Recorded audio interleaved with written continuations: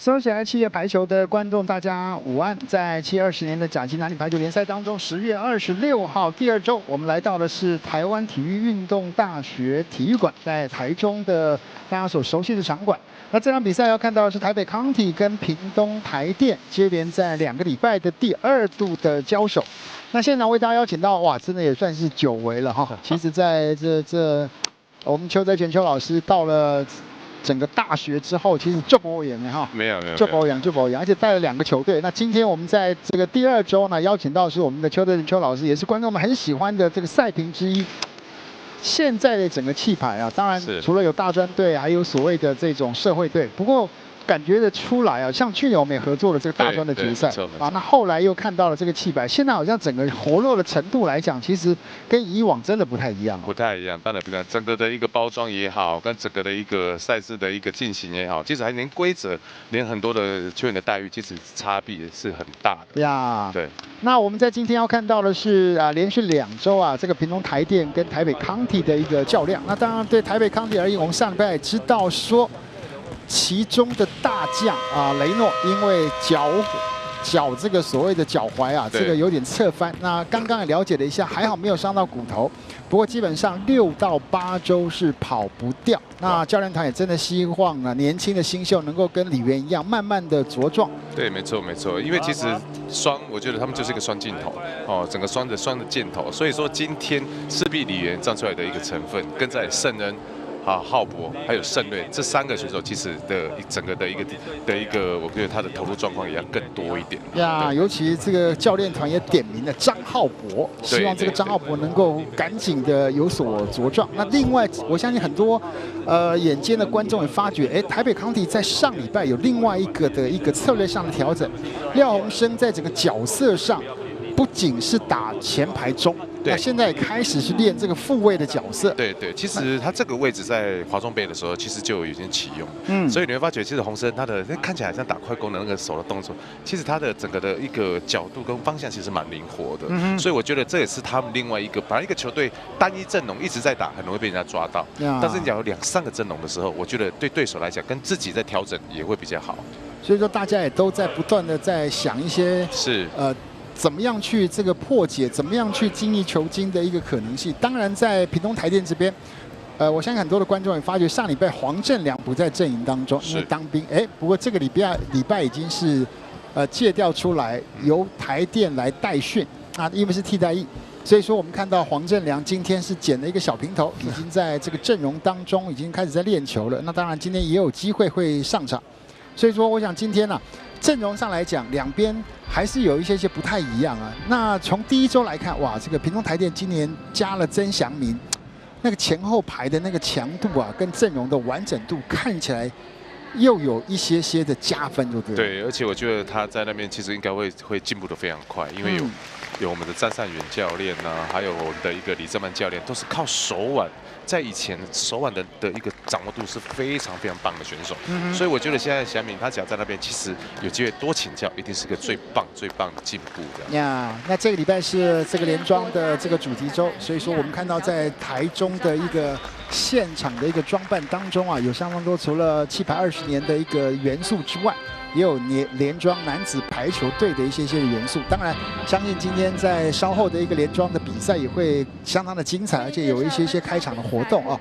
好，我们先来看今天在2边而言啊，就Ben马来讲，其实每一次看台北康体都说讲在没有什么好怕，也没什么好输的。那现在就真的看这些年轻的选手需要多少的时间，能够有更好的一个成长，体会这个打气排跟打大专它不太一样的地方。对，而且大家都知道，其实康体是一个慢热的队伍，他其实你们知道赛季的中后段，他的整个状况会更好起来。是，他们已经连续好几年，他们的状态都是这样，因为有新血进来，在慢慢调整。呀，那今年在阵容上调整之外呢，当然我们也记得去年的整个大专，他们也是一路杀到了冠军赛啊。那期待他们今年也能够慢慢的这个调整，再回到一个更好的一个状态。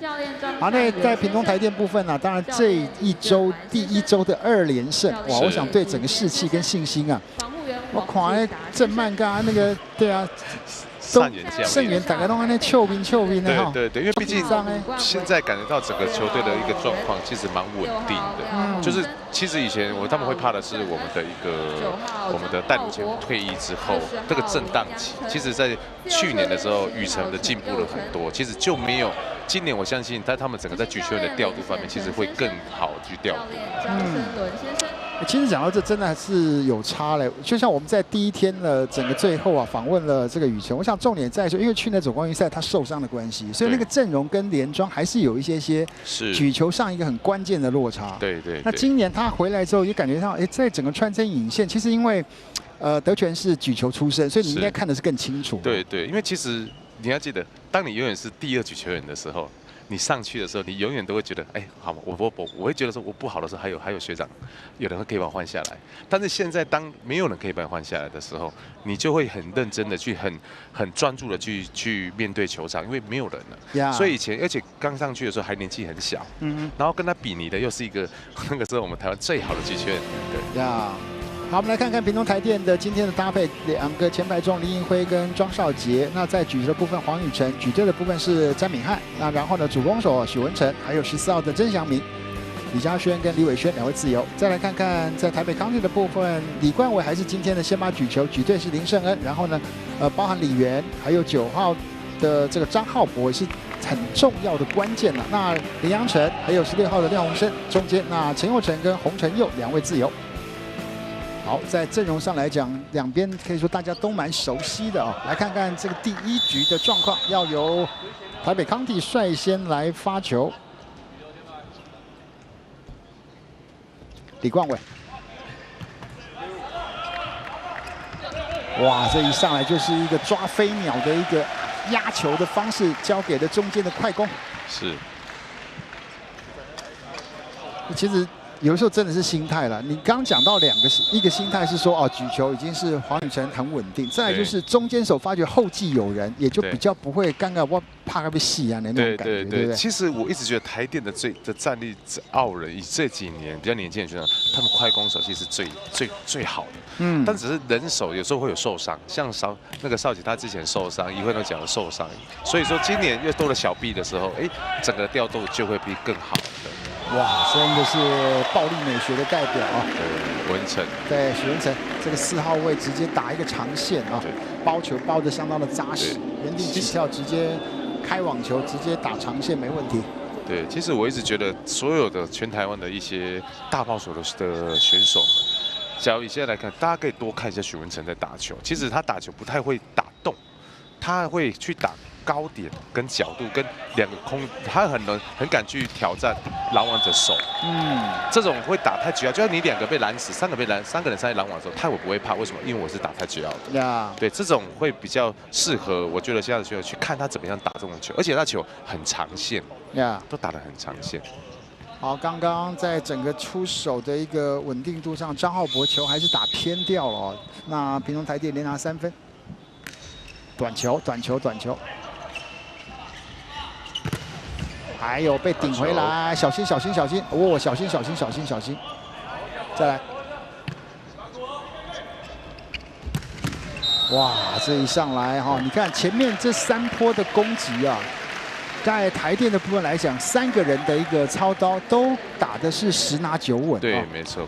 而且我发觉以今年的一个台电，它的前两个天来说，他们现在中间的后排攻击变得更多。是。之前是2侧多，所以它变成他快攻，对手在拦网他的时候，2侧就会很难去做拦网。为什么？因为他一直中间就是2个，一个曾祥敏，然后许文成，然后再一个快攻，一个 P， 一个 C， 所以中间那个一定定在中间。所以2侧对你1对1对到。台电这些选手根本就是10拿9稳的，所以说你说有一个很好的中间的突破上来讲，就是旁边变单扣的机会就很多。其实现在的世界的来说，其实你会发觉中间的攻击，又是女生也是，中间的攻击非常的多，已经不再去取决于2侧了。终于这个时候打了一个台击啊！对，非常棒。胜恩这颗球，其实这个3个人拦网，看他整个手的外甩，整个往外出去的这个动作，其实做得非常好。好，基本上用力打下来就。对啊，对这个康体尔终于开张了啊！来看看接下来这个发球。张浩博。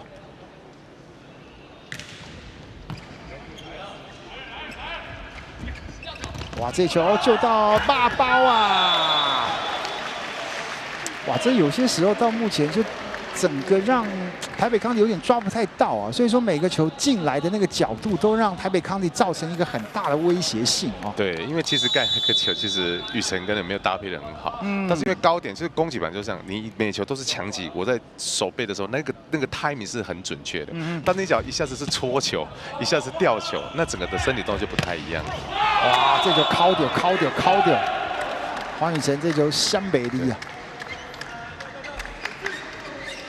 那当然，对整个台北康帝来讲啊，今年呢多了这个华侨的李冠伟这个不错的这个举球小鲜肉，哎，其实也真的是还一上来就让他觉得哦，他的举球球质是不错的。对，因为其实康帝一直就是在举球这一块的一个高度也好，或是整个的一个有的经验也好，是没有那么的好。但是补进来之后就会差非常多。是，好，这波中间跑动之后拉出来，哇，大斜线啊！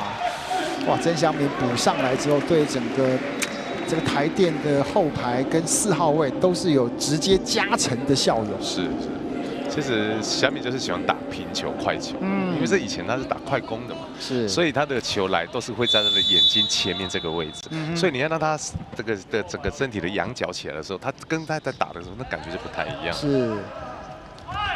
好，切进来，李源，小心，不要！哎呦，安全第一啊！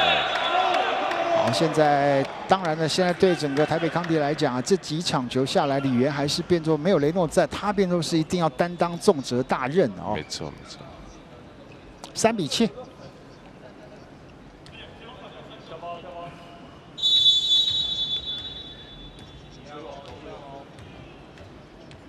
好，林胜恩的发球。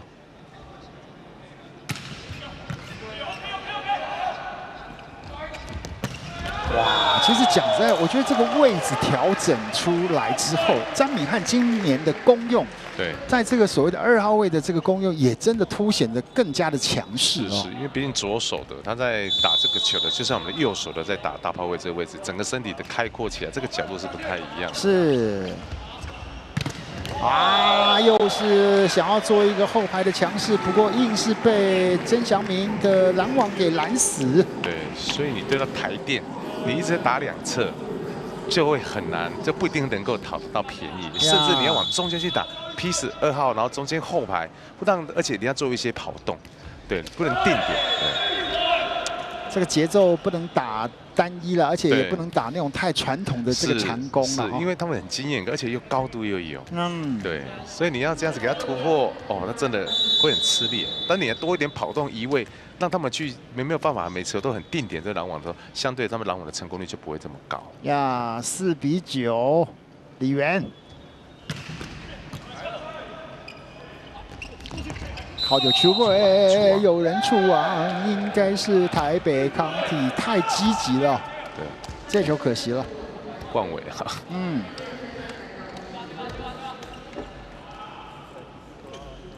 10比4，曾祥铭的发球。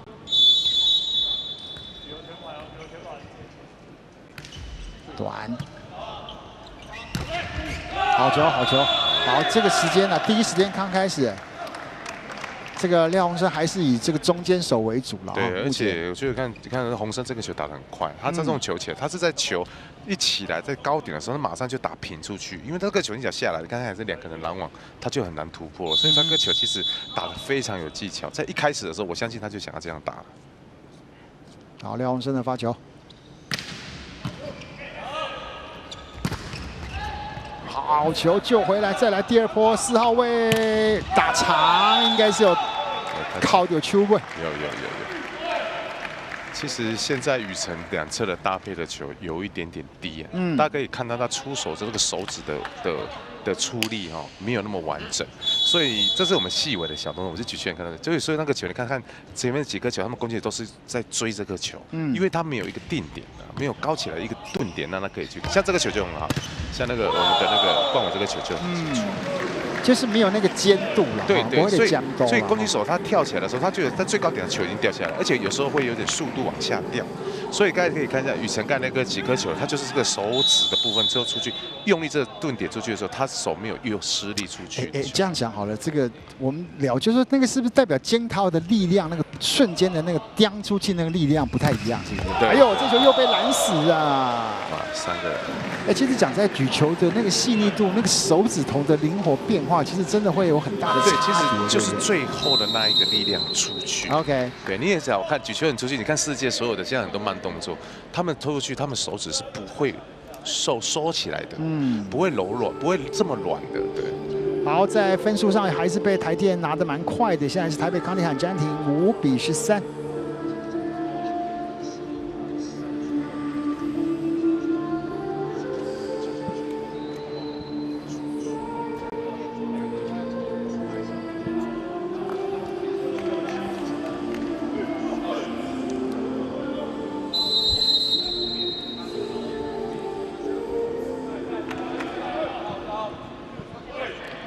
其实有些运动就是有一个节奏感，那现在当然从一开始到现在，就是台北康体那个节奏感还没有出来哈，所以没有那个韵律感啊。对，没错。其实你看，你打中间后排也有一个很大的点，就是你一定要有办法打快攻。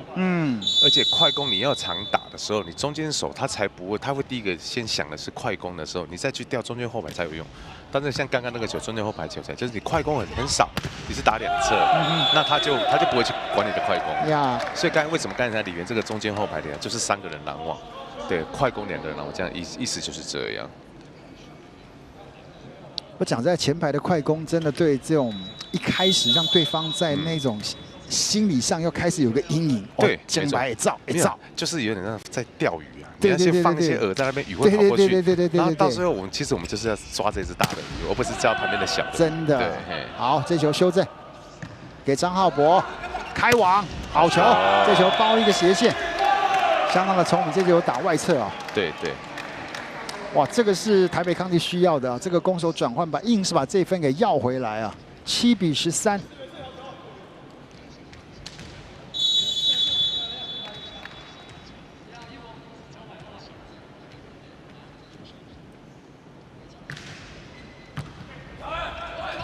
单手，哎呦，这个球给的位置有点不是那么的理想，过头了。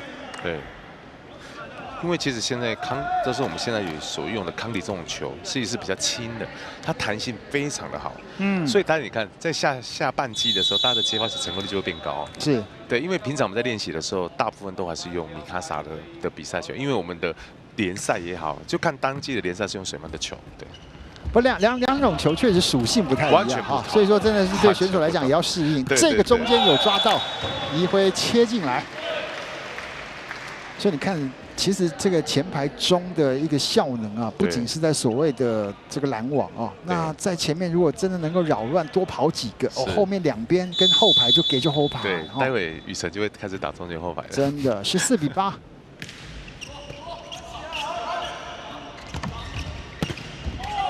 这硬要没有，你看没有任何的策应，而且这个球就会让对手比较容易去抓你要往哪边送，对不对？没错，因为你一直在，你看好球你还是在打高，你在打啊，你好球你又打高，你遇到的是台电，每次过来就是2个人甚至3个人，你怎么样去把它进攻啊？哇，还是一样的问题，啊！这2个球都是。那个整个排面啊，拦网的排面都拔。对，其实这个球是不是应该要往外、往后面，甚至这个球林安成有起跳的时候，要突袭做一个快攻。那你讲，你说这个球这边那边我就做这样，那边我就做这样子，那其实就没什么太大的变化。对。哇，这个球被喊出界，可是讲实在话，这几个球都被 call 得很死哦，哈，都被 call 得很死哦，哈。这个球，屏东台电要来挑战的是界内界外。这个我们上礼拜在开幕战也聊到另外话题，因为第一周也是屏东台电有出赛，聊到这个证照。对。后来刚刚跟郑曼教练聊了一下，哇，他是现在拥有所有台电需要有的技师的证照。哇！上山下海、钻洞、爬高，还是那种什么吊桶，什么都可以。而且我后来才发觉，哇，他们不是只有这个功，他台风的时候还要跟着出去救灾，对，急速的抢把这个断电把它给恢复。恢复，对。对呀，吼，这有时候想想，厉害。球员，对了，球员的这个角色啊，当然学生球队大家就好好念书打球。对。那这种社会球队像台电这样，哇，这每个人都有最起码都有乙级的证照。那像这个郑曼教练是有甲级的证照。对。因为这个是他们公司一定会要求。对。因为以后你退役下来，你还是要跟一般的台电职员一样。你讲伊再去我无用，下到9对10几个，我再去揣遐30-40个哦，开玩笑。对我有意思。我觉得这很棒，他们真的服务很多。像每次救灾，他们就北中南，尤其屏东哪边断电什么，他就要赶紧去抢救。是，很有意思。对。所以这个就如果没有讲，可能大家都搞不太清楚。哎，台电到底播影响？他们白天要上班的啊，那很多就是要真的要跟着这个团队要一起出去，有执勤任务。像之前我们有看到那个像王明俊嘛，他们都会 po 一些文章，就说他跑电线杆了，因为他们要去一样要做这样的训练嘛。对啊，所以其实你说台电虽然练久，但是他们应该有的技能，他们也一定要去，也一定会要求说他们一定要拿到这样子的一个证照，这个能力啊。好，这个球最后的一个判定还是出界啊。16跟9，双方目前7分差。张浩博的发球。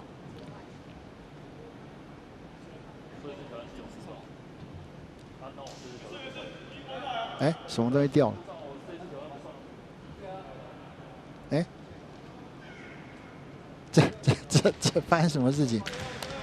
对，现在想完教练是啊，就是说这个球判定到底是谁的，或者这个球应该是公正球。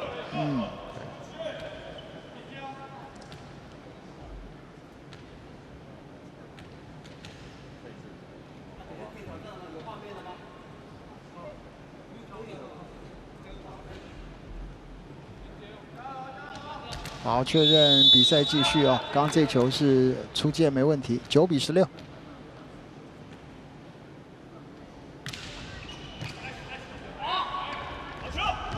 哇，这球又做了一点点的调整了，许文成切进来哦。是。打类似一个时间差的攻击啊，从2号位往3号位切。对，而且因为大部分现在人都会觉得这个球都不会看举球或者攻击手，都想要觉得就是他就是往外。但其实现在的攻击手其实他也都会有一些不定时的一个小位置移动的跑位。所以你拦网者你在助跑过程中举球你还是要看着前球还是稍微要看一下他怎么样去做这样的助跑。对。排球本来就是一个个人机动性相当强调的运动，对不对？没错。许文成这个有出力哦，可惜了，117。对，其实文成，我觉得从以前他在高中的时候到刚进入台电到现在，我真的觉得他的厚实度增强了很多。他以前其实就是的身材应该就像李源这样子，但是现在整个的厚实度就跟以前更是最强的那个时候那个3元的样子，那个时候。呀，好球！再一点就是我们在讲了，就是到了一个年纪，你看这个打球的方法，那个出手的模式的变化啊。你像这个球，詹敏汉就突然间改变一个出手模式，整个那个球的节奏跟球质又不一样。对，没错，这本来就是要这样子。你打球只要一直都是强击，你身体耗损也会多。你本来一个攻击手就是要有很多的一个攻击的一个方式，这叫做技术。那你这个技术什么时候拿这样技术出来，那就是看你当时的一个决定。哇，李源这个时候进来，可是没有什么好的角度。拦网出界，拦网出界。哇，现在你看嘛，平常如果说台北康的一有这个拦网得分，他们就聚在一起，有一个升龙拳的这个欢呼。今天还没有看到过。对，因为今天还没有收起来反击。对，也还没有扣到一个球。对，以前是他会有很多的来回收起来反击下去，那个其实球队要嗨就是要这样，就是你一定要有反击哦。哇，掉到自己。啊！现在小臂上来，不，这球给的有点低，给的有点低。对，小臂看起来还没有热身哦。跳起来的那个感觉还没有完整啊。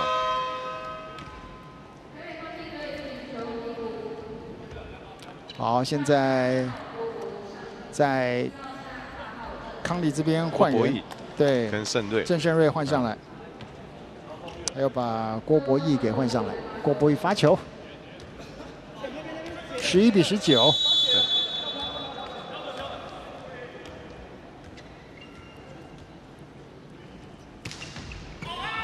哦，这个球不敢放，这个球不敢放。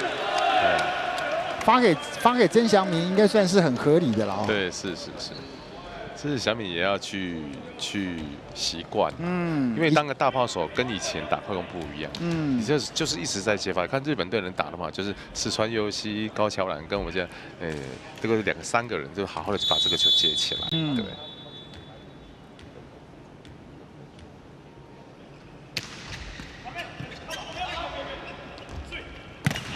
再来第2波。哇，单手举球举的修正的不错，小臂有跟。对。直接定一个3米的。对。每次看小臂打球，觉得他蛮开心的。对。每天都笑脸，都笑得很开心。从以前，其实他就是一个在球场上，其实他是蛮。我个人觉得这是蛮热情的，你很少看他不讲话，他对他自己的队友也在封上，他队友他也是会做很多讲话的人，所以这是一个非常好的一个在球场上的他一个表现出来的一个人格特质，对。20比12，现在把举球也换了，陈玉仁上来。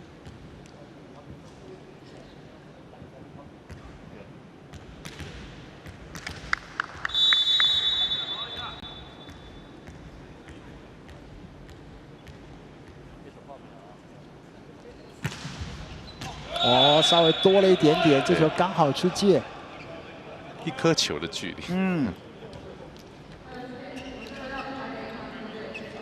其实大家有人讲说谁进不进步，我觉得应该有的时候那个队形啊，队形调得顺啊，每个人就觉得自己打起来也舒服，对不对啊？就是球队，就是他习惯那种球路，就像 NBA 一样有的人就是很喜欢跑动的，有的人就是可能就是喜欢单打然后定点，或是所以说每一个选手他到每一个队，他的整个打法。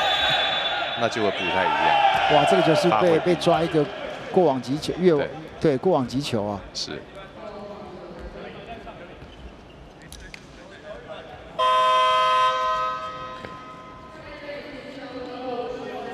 好，现在不断的在屏东台电这边换人呢，现在郑伟志也上来发球。那现在在整个场上慢慢把这个年轻换上来，曾茂聪也在场上啊。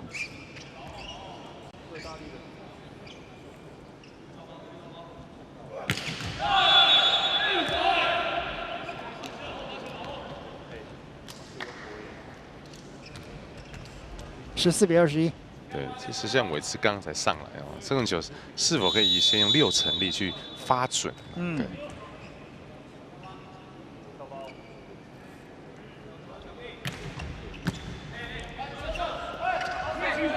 哇，这球没有配好。是。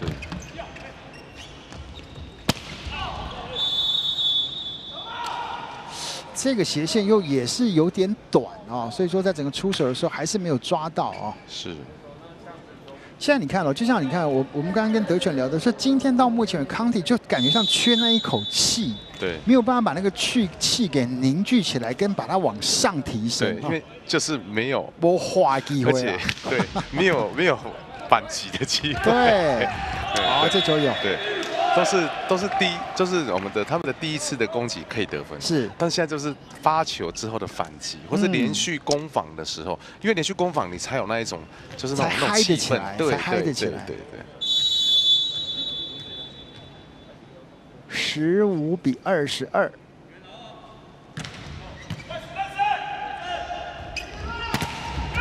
这就吞了下去啊！对。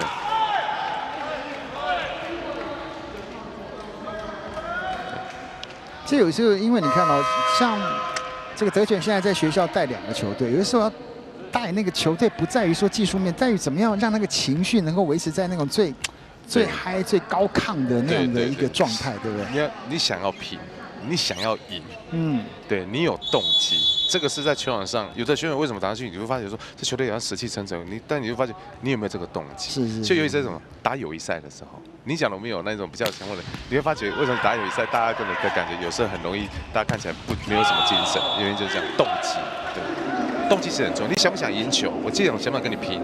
今天讲有时候我换一个角度讲，这脚是大专联赛的4强，也许大家的感受是不太一样。那个 motivation 真的是这是最大的一个重点。是。16比23。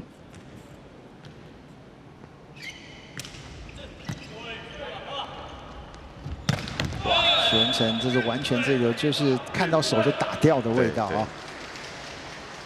24比16。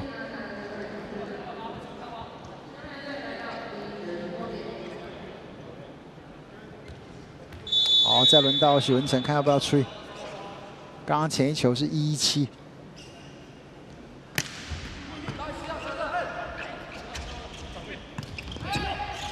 哦，这球骗到了。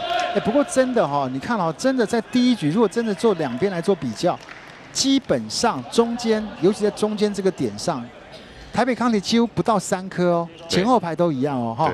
中间在运用上来讲几乎没有哦。对，就是好球的时候还是2侧。那这样子会对于2侧攻击，你会发觉在统计起来两边都是2个人拦网。这个时候就是冠伟他就要去想，我到底我举球就是每一次举一颗球完，你就要去分析一下为什么这颗球2个人拦网。呀，对。好，这第一局结束啊，那看得出来屏东台电今天打的还是可以说有相当的把握度，2-5-17抢下第一局。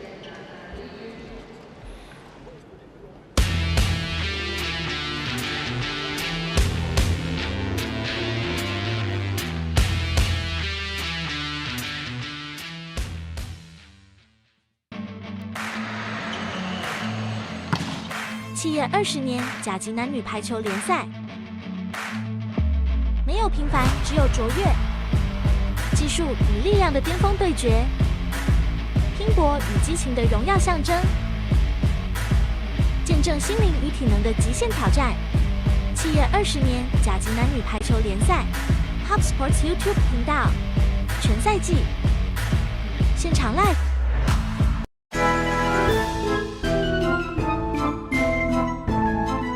如果是万圣节的话，我最近有在小红书滑那个万圣节的装扮，然后就可能对那种就是一些妆容，然后可能是那种小恶魔那种蛮有兴趣的。我比较想要扮动物扮那个恐龙，因为我上次看到那个扮恐龙超可爱的。其实我很喜欢就是迪士尼的茉莉公主，然后我超想要试试看那一种感觉，可是穿成那个样子来比赛好像有点不太适合吧。我想要扮演一只精灵。因为举球希望可以像精灵一样鬼灵精怪，对。因为我最近在看那个 One Piece， 对，然后我觉得他是一个梦想很坚定的人。僵尸吧，因为就不用动。我想扮成球主，因为站着就好了。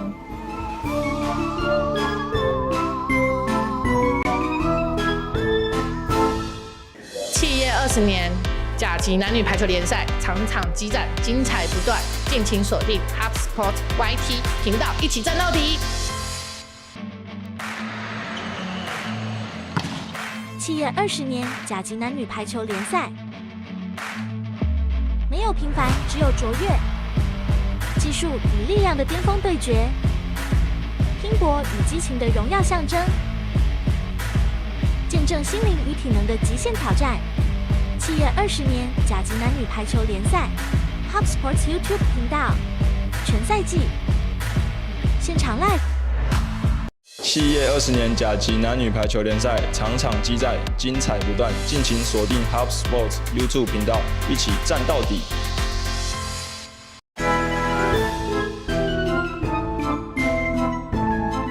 我本来是想扮南瓜啦，就戴一个头套南瓜，但我觉得南瓜好像很多人扮。那我就扮那个小恶魔好了，蜘蛛人吧，因为蜘蛛人他有那个可以喷蜘蛛网那些的，然后就可以把球定在那边，然后想要攻击的时候再攻击，这样就觉得应该会蛮有趣的。我觉得我应该会扮演钢铁人吧，把自己全部包起来。我最想扮演透明人吧，因为其实我自己平常是一个很安静的人。想扮演小丑，就给大家带点一点欢乐。可能扮演骷髅头吧，因为我很瘦，然后又瘦长，感觉就可以当骷髅头。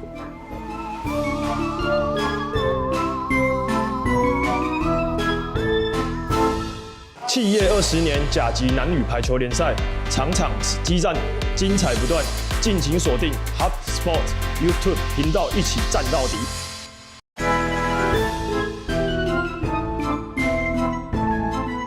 如果是万圣节的话，我最近有在小红书滑那个万圣节的装扮，然后就可能对那种就是一些妆容，然后可能是那种小恶魔那种蛮有兴趣的。我比较想要扮动物扮那个恐龙，因为我上次看到那个扮恐龙超可爱的。其实我很喜欢就是迪士尼的茉莉公主，然后我超想要试试看那一种感觉，可是穿成那个样子来比赛好像有点不太适合吧。我想要扮演一只精灵，因为举球希望可以像精灵一样鬼灵精怪。对，因为我最近在看那个 One Piece， 对，然后我觉得他是一个梦想很坚定的人。僵尸吧，因为就不用动了。我想扮成球主，因为站着就好了。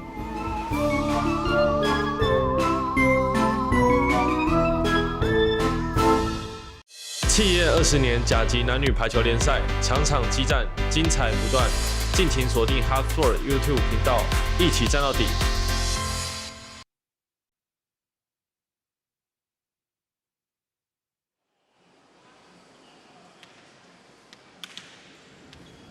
好，我们来看第一局啊，屏东台电的攻击拿了15分，只有1个失误。那康体是拿了10分，有8个失误。篮网屏东台电拿了6分，两边各有4次的失误，25-17，打了25分钟。就整个攻击就屏东台电打得很顺啊，打相当的顺。那再加上篮网又好，所以说这第一局就打起来就一直都一开始就开始有一个3-4分的领先，一直到最后，所以说都没有让对方有逼近。去影响到整个节奏的这样的一个状态发生了。第二局，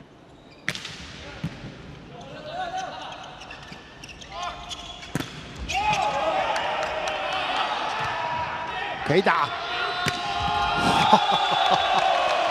这个是有关都会好处了啊。对。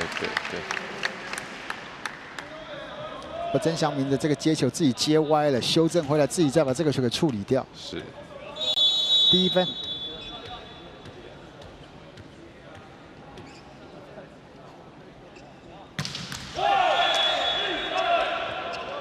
好，第二局在整个被马上这个屏东台电就搭配比较多的年轻的好手在场上啊，这里面包含的有曾茂聪、有毕宗元、郑伟志，还有举球的是陈玉仁，对，搭配的曾祥明。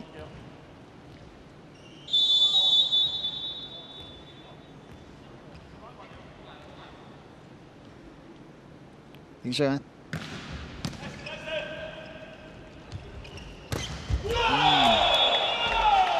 曾茂聪这个球还是有拉得高一点点哦，高一点点。是。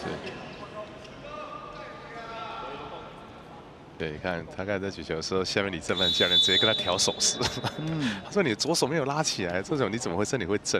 他在刚才在打的时候，马上直接叫他，直接就做调整。我觉得这是非常好的事情，毕竟年轻的选手就需要这样子马上来修正他的一些动作。哦，这球守得漂亮，还有。再来，台北康帝中间跑动，然后这球2号位靠几条啊，好球！概念上有打到洞，对，郑胜瑞。不过真的还是没有什么中间哦，还是没有什么中间。是，所以真的我觉得冠伟可能接下来他要好好去想一下，说我这个举球举得很稳定，但是在稳定的过程中，对于配球啊，对配球，举球很稳定。其实这个是一个基本你应该要有的，但怎么样去配球，让我们这个球队能够整个战力，就算我攻击手可能没有那么好，但是整体在该得分的时候的效率是好的，这就是举球很重要，他应该要做到的事情。对。好，小毕打了一个平行快攻，拿到这一分，3-2。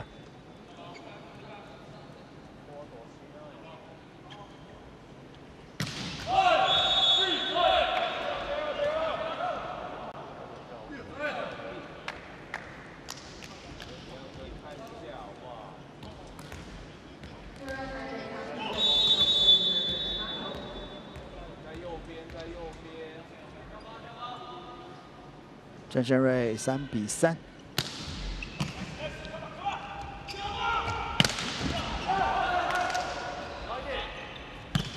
要球，好球！李源要跳出来了啊！最起码就是说，现在一定要有一门炮，对，能够给对手更多的威胁性，那个气才打得上来了啊！对，没错，就是守起来之后的反击。嗯。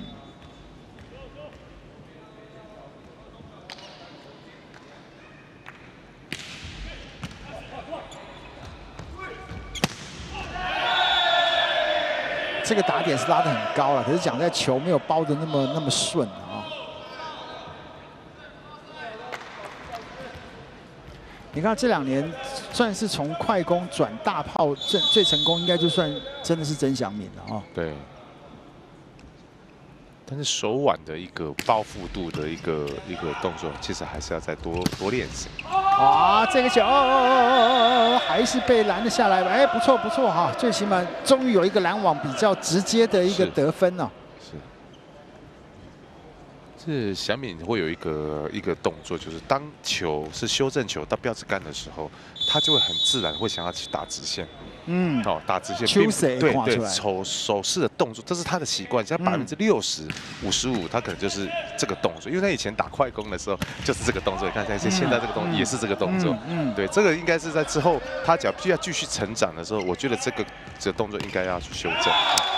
对，其实你讲到这，就是说你看他在打修正起来的时候，你就刚刚一些球是被转过来，转的爽。对，他就不会是往外撇的那个动作。在打这个球的时候，他的右肩就已经往外了。对，往外的时候，他为了要打这个用力，他一定往内，而往内很自然，他的手跟着就是往直线，就是凹几。对，所以你看，但是你看之前的沈完了，他们这个沈完教练，他们所有打他跑，他们跳起来身体是一定是直立到由后往前，瞬间要打的时候，他才会去改变身体的转。对，所以在这一块其实也不能因为小敏他打快攻，他以前打快攻，这个动作已经打了几万次都有可能。所以你现在要让他再去修正这个动作，就是必须要有很长的时间，再一直做。先从可能是做一些记忆的练习的时候，重训的时候，让他这一个身体的他的节奏性和这个协调性，然后一个熟练性，慢慢来修正，然后他就会慢慢修正成过来这个动作。对。不过讲在从快攻转成大炮，这个动作很重要，要不然你太容易被识破，而且太容易被扣了。没错。好，这个就想要直接突破没成，后排。有哦，这一局就打得比较那个节奏感比较出来，重点是李源有跳出来。对。这个开局就打得比较有个样子哦。对。8-4，李源发球，现在台北康帝领先。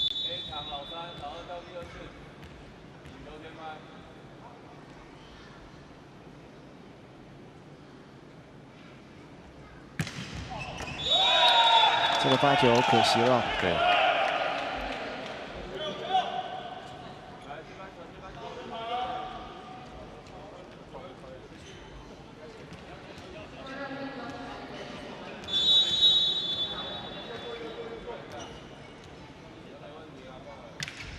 好球。有，你中间开始要有一些动作，你真的旁边也比较好打啊。没错，而且最好是两侧，你要打一些比较有速度的球。像这个球，其实圣恩的这个球起来，这个球是比较平的，跟刚刚那个这么高那是不太一样。对。9-5。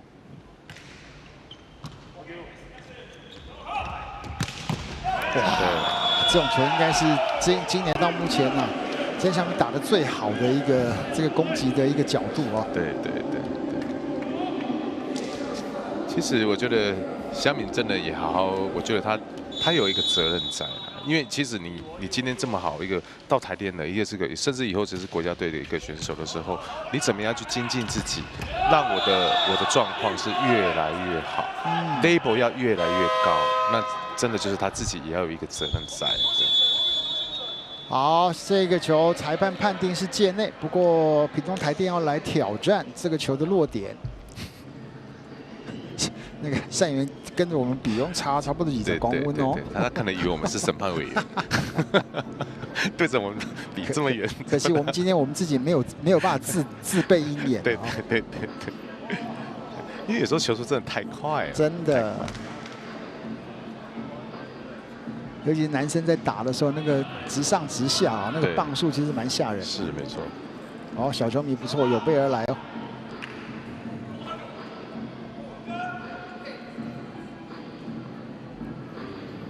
好，来看这个挑战的结果。有压到，有压到。不是因为沈文教练他这样看，因为他只是从他的前面来，所以我们一定会看的那个一定会有点误差。是。是不是不同科？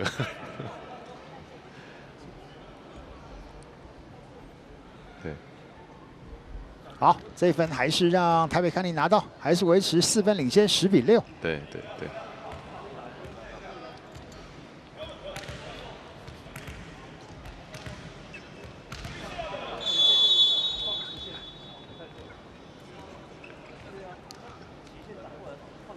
李冠伟。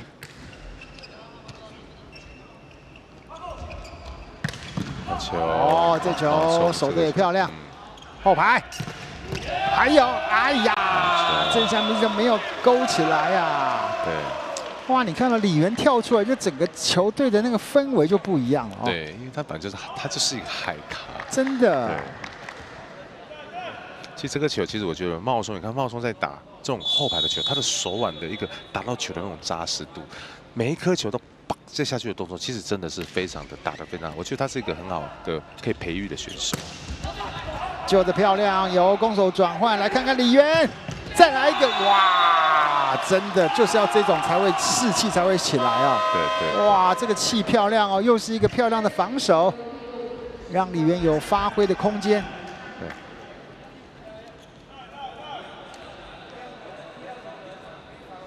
好，现在要把这个黄宇辰再给换回来。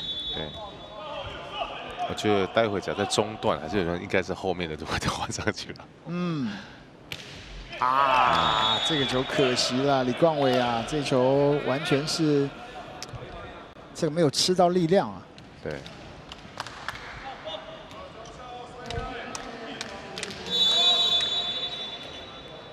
7比12。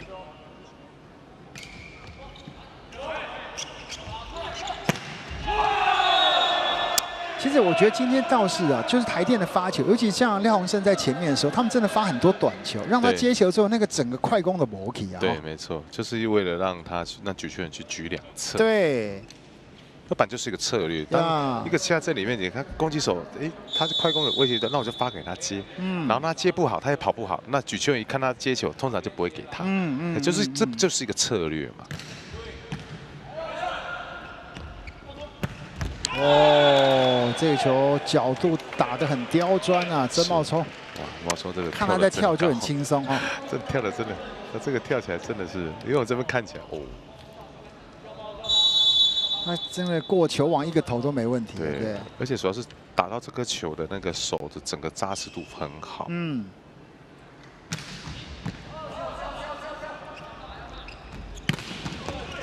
哇，这球站位站得好，修正过来给谁？曾祥明打长线也守住，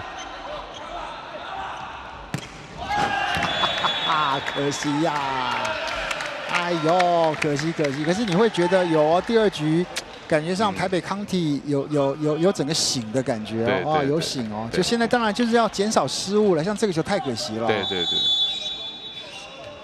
9比13。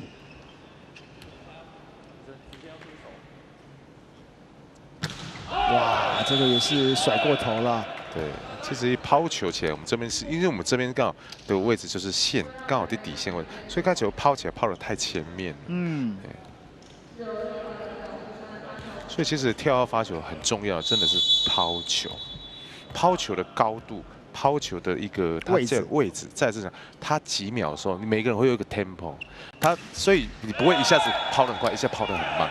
所以看那个外国为什么以前我在看那个拿到他在发球，他在拨几次头发，那个我相信都一定固定的，所以他这个就是他的节奏，对，一样的道理。讲到拿到11月19号的台维斯杯总决赛，在马拉嘎，在西班牙的马拉嘎，他们第1天对荷兰，你如果赢的话就还看得到，输的话那就是他的生涯最终战。哇，那应该非常多了。11月19号。这球就到，再来，曾祥明撇直线。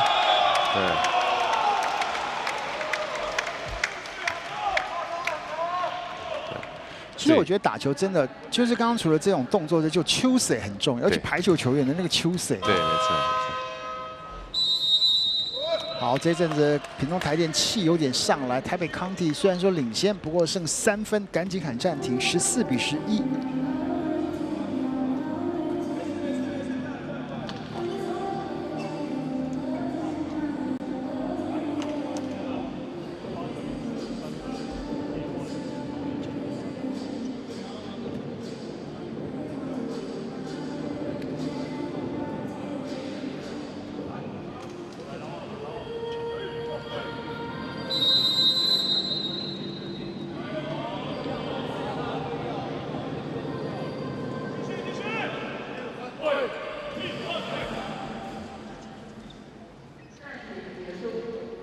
有球迷在问今天主场是谁？这2周在台中啦，那主场都是连庄，所以都是连庄。所以大家如果来现场会看到，在现场都有连庄这种比较是他们的一个很鲜明的一个布置啊。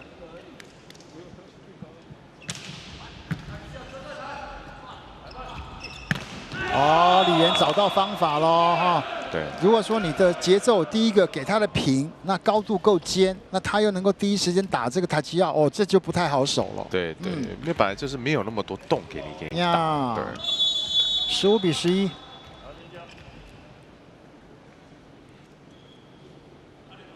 陈胜瑞继续来。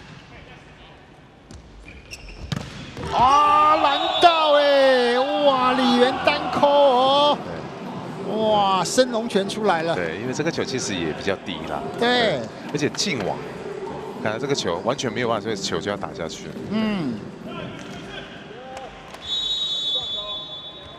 好，现在扩大领先，16比11。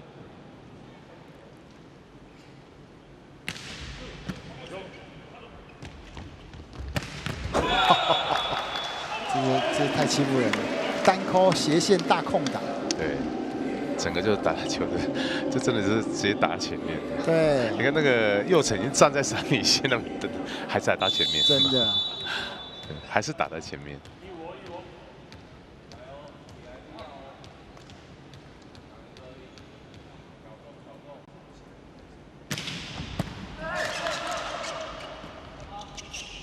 哇，没配起来，没配起来。啊，又是一个拉高打点，哇！其实这个球是对，其实有一时候就是这都是一些无形的失误啦。对，好好的一个机会，竟然就这样给放掉，对台北康体来讲，其实蛮伤的哦。对，而且整个的士气也会掉下去。对啊，差5分跟差3分呢，13比16。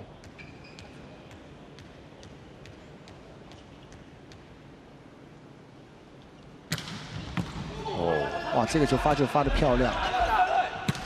啊，这球敢打哦，这球漂亮！哇，这个开网，这甚至都已经不觉得这个球会直接硬 K 啊，还是啊没有在放的哦，好球！其实胜瑞，你看这就是他的手腕的一个，你看他这个球是从旁边真的过去，那个手腕的一个细腻度就非常的好。17比13。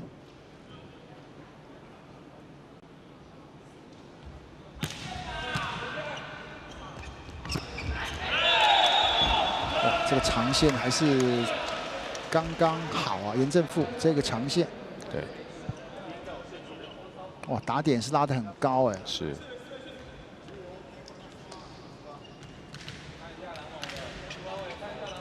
3分差，14比17。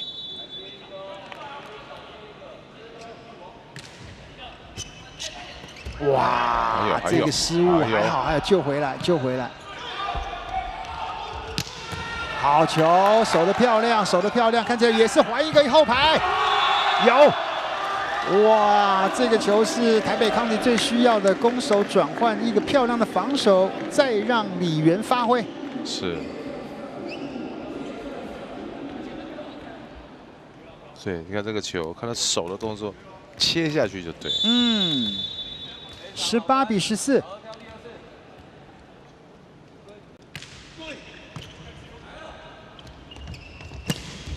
哇，这真的是一样啊，郑伟志一样，很好的一个弹跳力啊。对。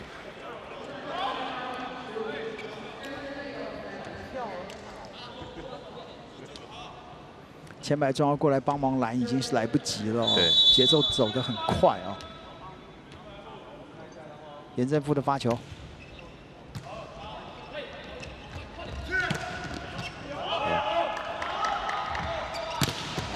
这球踢到了铁板。对。哇，这个你都会觉得第一队第一局跟第二局康体来的人是不一样的。对。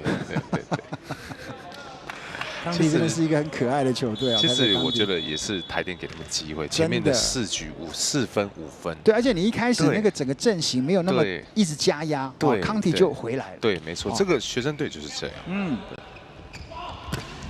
哎呦，这球可惜，李元要扑出去，已经慢了半拍。好，双方目前还是3分差，直线这球没有包死。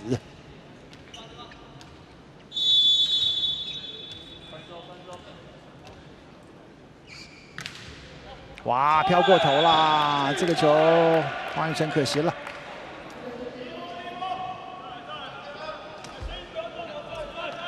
20-16。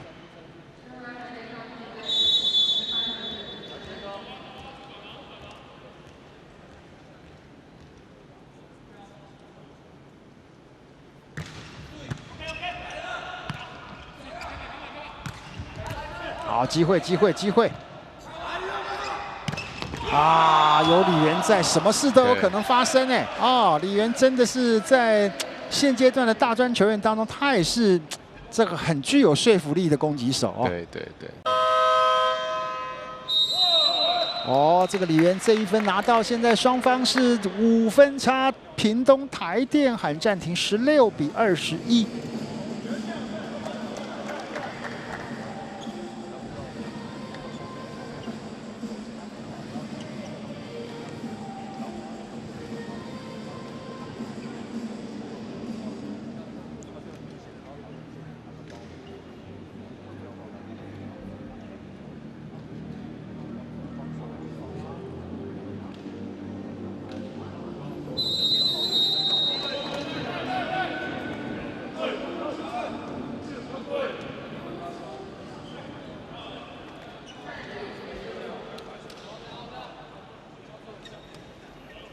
就真的是哦，其实学人球队就是要有一个，刚刚讲我们一直在聊动机了哈，再就是要有一个领头羊啊，对，那个领头羊能够跳出来啊，那就是要能够嗨得起来。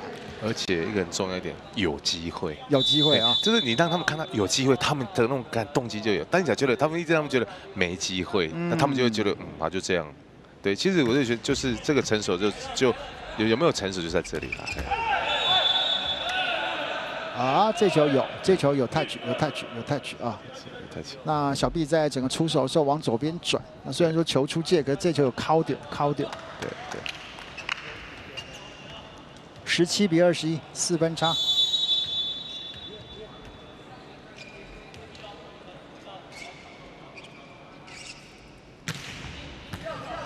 来了。啊，好不容易，终于看到一个中间的快攻。是。廖鸿生。对。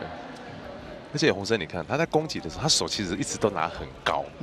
他不是那种一般的攻击手，他手在前，他会拉着，他一直拉起来，他手就会在最高点。等在那边。对，这是他的攻击，所以他的点很高。你想比他慢跳，这个球他会从上面打下来。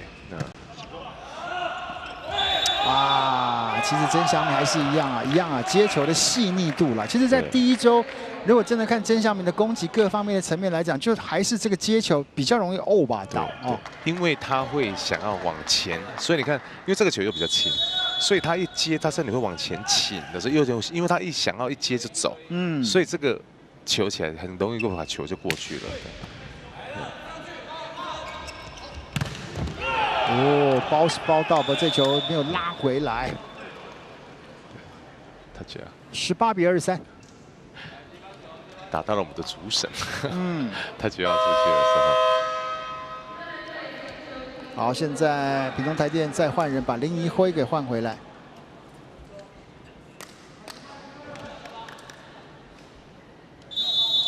小毕的发球。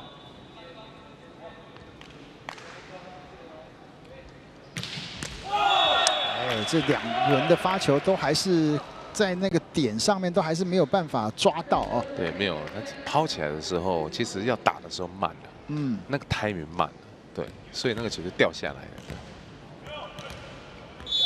24-18，台北康帝的局点。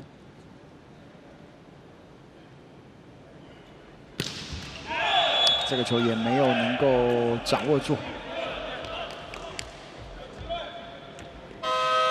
康帝又在准备换人，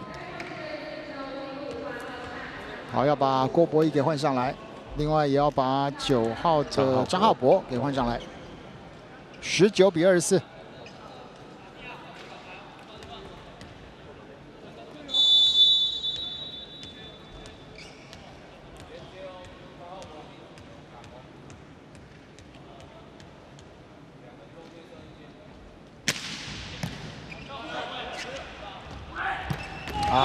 还是李源呐，哇，从这个800里外赶过来，这个时间差打得漂亮。第二局25-19，台北康帝扳回一城，局数1-1。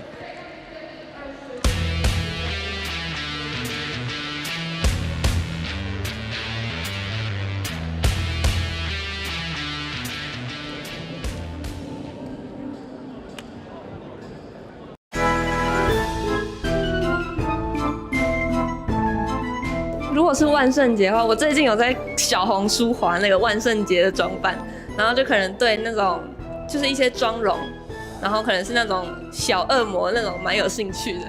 我比较想要扮动物扮那个恐龙，因为我上次看到那个扮恐龙超可爱的。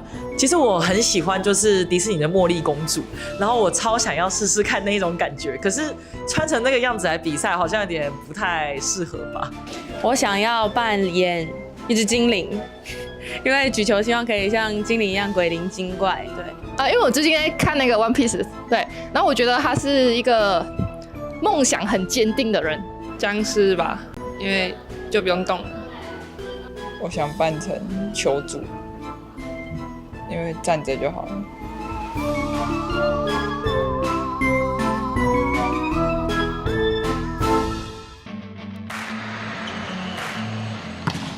7月20年甲级男女排球联赛，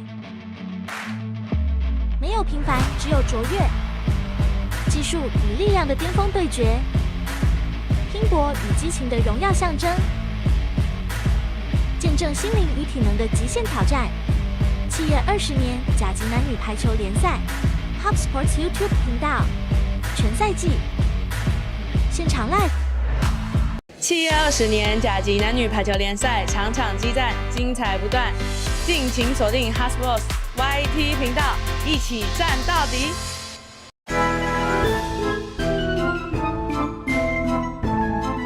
我本来是想扮南瓜啦，就戴一个头套南瓜，但我觉得南瓜好像很多人扮，那我就扮那个小恶魔好了。蜘蛛人吧，因为蜘蛛人他有那个可以喷蜘蛛网那些的，然后就可以把球定在那边，然后想要攻击的时候再攻击，这样就觉得应该会蛮有趣的。我觉得我应该会扮演钢铁人吧，把自己全部包起来。我最想扮演透明人吧，因为其实我自己平常是一个很安静的人。想扮演小丑，就给大家带点欢乐。可能扮演骷髅头吧，因为我很瘦，然后又瘦长，感觉就可以当骷髅头。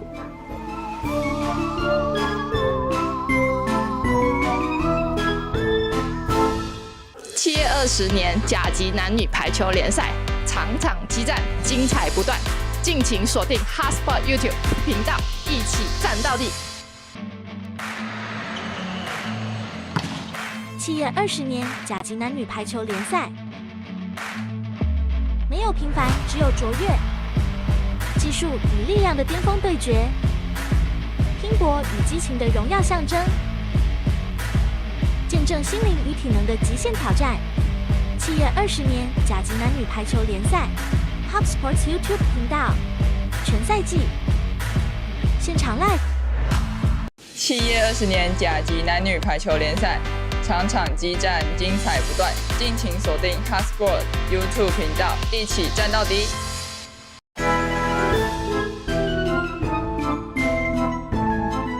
如果是万圣节的话，我最近有在小红书滑那个万圣节的装扮，然后就可能对那种就是一些妆容，然后可能是那种小恶魔那种，蛮有兴趣的。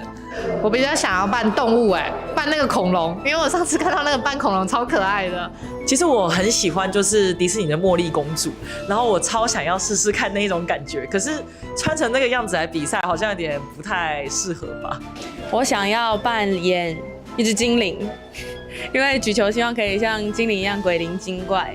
对，因为我最近在看那个 One Piece， 对，然后我觉得他是一个梦想很坚定的人。僵尸吧，因为就不用动了。我想扮成球主，因为站着就好了。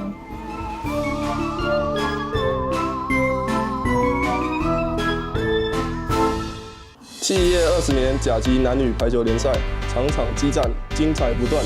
敬请锁定 HubSport YouTube 频道，一起战到底。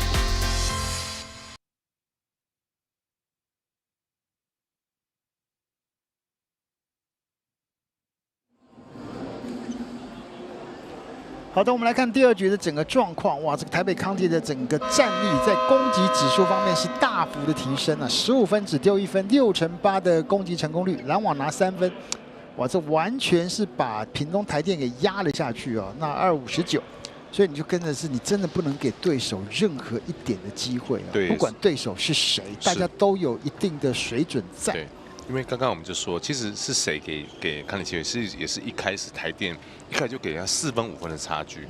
那你在后面你又下追的时候，你就不能有失误的本钱。对。好，现在第3局在屏东台电这边，现在先发的变马全部回来了啊，简单讲就这样子。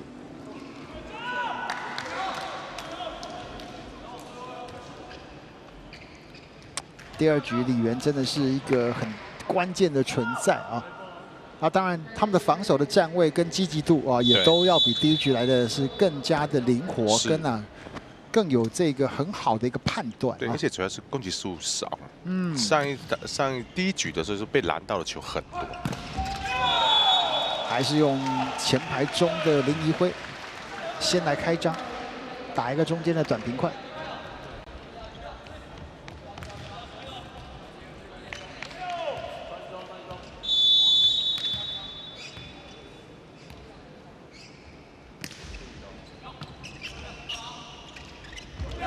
也抓一个，有吗？有没有落地？有没有落地？有没有落地？哎，裁判判定一根是先球触地板了。对啊，确实，对啊，确实。我奥斯卡没有，雨辰是乖小孩，他说没有，伊盖里的先比没有。对，很乖。我就说这个球角，我觉得有点看，哎，确实还是好像蛮像的，蛮像有那么一回事。是。哦，这球被网子给顶了一下下，李元放软。还有。哇，要打一个长球，有 touch 吗？有，应该是廖鸿生。对，所以你看文成在打球，这个球他跳起来不好打嘛。他就打你的手，这个就是一个很有经验的选手，他也不要求我这个球起来我要打多强力，但是我就是要达到我的目的，我就是要做这件事情。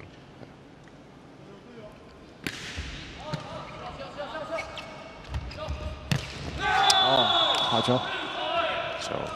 其实有时候你在看呢，像看李冠伟的一个出手，你就是有的时候你会在最后一个瞬间，你才会发觉他的球要往哪边走。对，这举球本身就是要这样。对，只要球一起来，我就知道你的动作，这个动作后倾就是把前倾就是前面，然后直立就是中间，那就太好去辨识了。哇，天哪，这危险啊！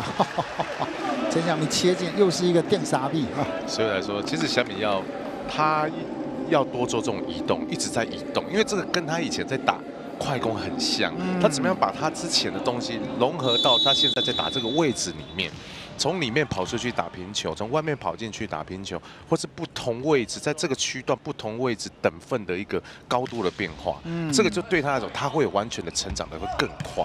再来是球一起来的修正球的那个动作的掌握，手腕的一个掌握，对那个身体啊，对那个这样他修正起来再接发球起来，他就是一个会很完整的。的。所以说讲实在，这个德球我们可以聊，就是说那个切进去那个基本的动作，身体那个平衡。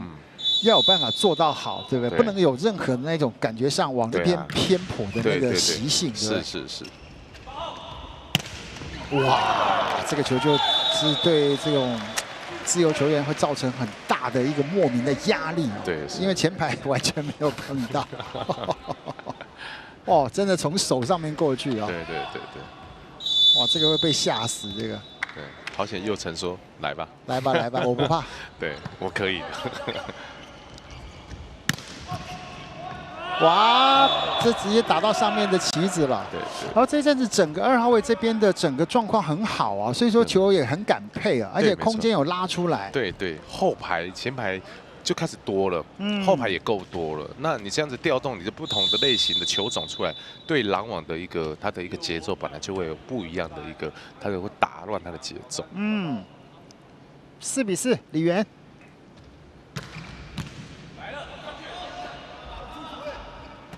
张敏汉，哇，这球短了一点点，3人拦网，把李源的球硬生生给拦回来。可是为什么这个球不让卡吧？这个球可能没有非常大力，你看三个人其实都站在那里，对啊，没有人下去，没有人下去啊。对，要不然其实是有机会的啊，对啊，人都在旁边而已。对，没错。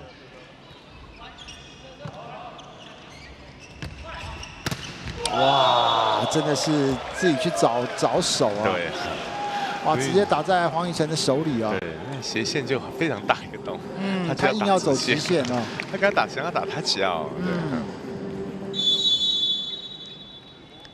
6-4，给的有点短。对，再来。我讲实在话，其实你看的那个祥明修正2个球都唰哦。所以这就是我们其实现阶段呢，就是我们基层的老师们，我只是说以后到国家队去训练的时候，其实我们所有的中间手的修正，其实我现在的个人看起来都没有非常的确实。但是你看日本、韩国或者是一些国外职业队的选手，他们在做这个修正球都做得非常的好，他们甚至还会很敢说我来。像我们何八姐，你看到大家的角色怪怪的。好，现在看台北康帝啊，一连被拉了3分啊，4-7。所以那个接发球要稍微判断一下，快一点。那如果发短球前面快攻，你可以接，那你就要赶快把球接起来。反应要快一点啊！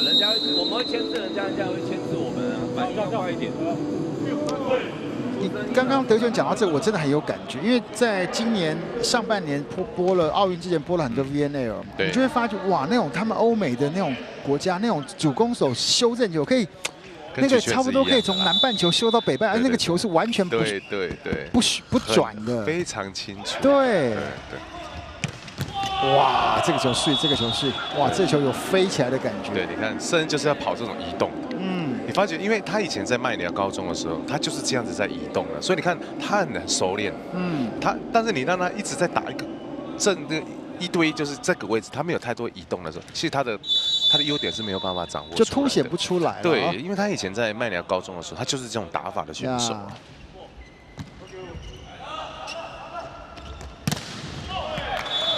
这个磅数真的是够哦。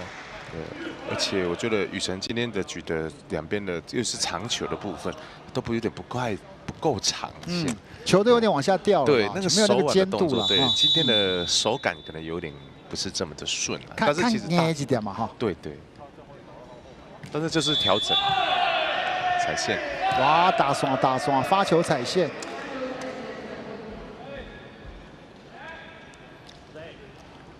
双方目前2分差哦。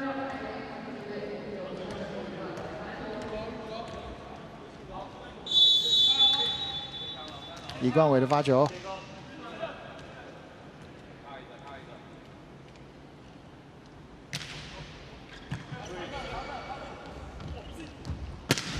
好球哇！詹敏汉打这个位置真的是得心应手，对，真的是得心应手，得心应手。所以其实真的一个选手，你就是要把他摆在对的位置，他的整个感觉啊，刚才做什么，其实就会完全脱胎换骨。好球要撇掉。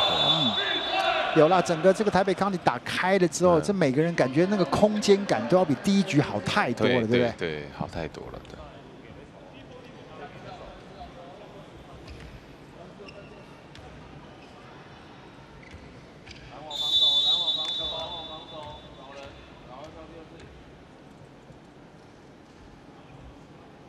7比9，好球！哇，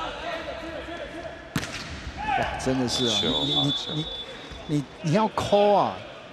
许文成的球，你一定要那个高度要够，而且一定要摊轨压过去，要不然都被他喷掉。对，而且看这个球，其实他隐秘性手，因为我这个球看起来，他最后出手的时候，我还不知道他要打这个位置，而且他的动作很小，像这种切进去，我以为他会打直线顺势嘛，他从我们的那个2号位切到中间去的时候，但你看他打一个反手的小位置，真的非常好。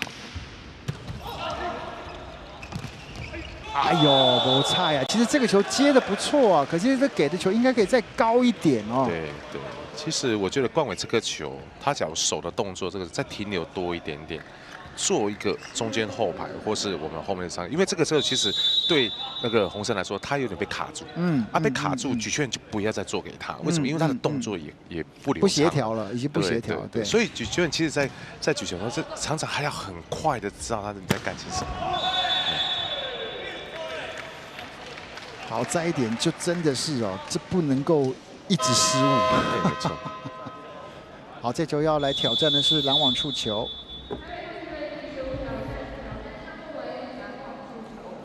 其实你到后头你会发觉哦，这个两边如果说攻击都在顺的时候，你就看哦，这还是那个成熟度的一个差距啊。对，这真的你失误太多，有的时候你改你亏的拢算去哦。你看现在落差到5分了哦。对。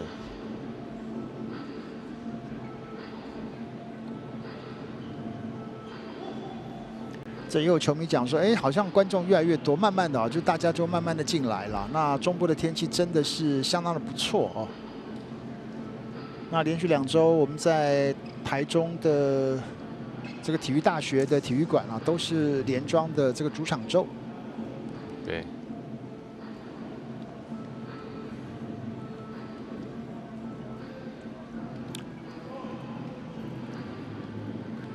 这北中南。还有连档嘛，来到布利兹北中南其实现在这种中型的球馆已经都使用率相当的高啊，篮球啦、排球。对。那当然现在又有个大巨蛋哦，那所以说现在台湾的运动迷真的是越来越有福气了。对，以前比较少能够在体育馆里面观赏很多的比赛。昨天台中也很嗨啊，因为对不对？中信兄弟哦。看一下中信兄弟有没有想要看一下排球呢？对，我们只要中信兄弟主场的1半以下，1/4来就已经满场。是。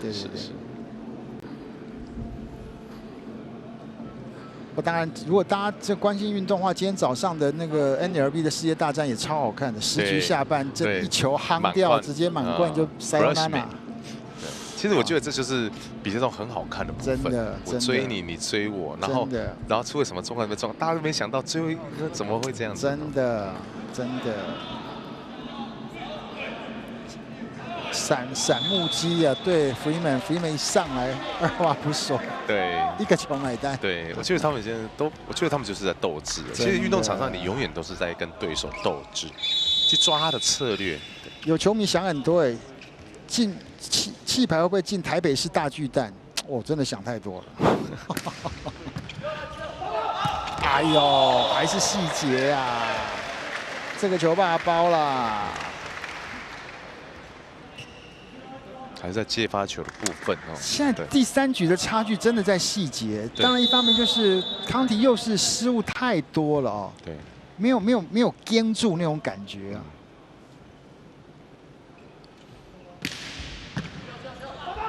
还是有点过头。哇，又是一个算是接球没接好，整个又乱掉，就整个那个节奏又乱掉了。是。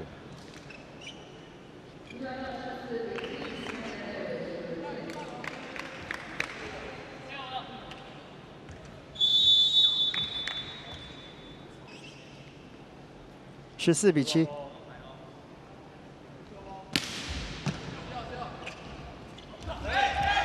哇，又是一个无形的失误。其实。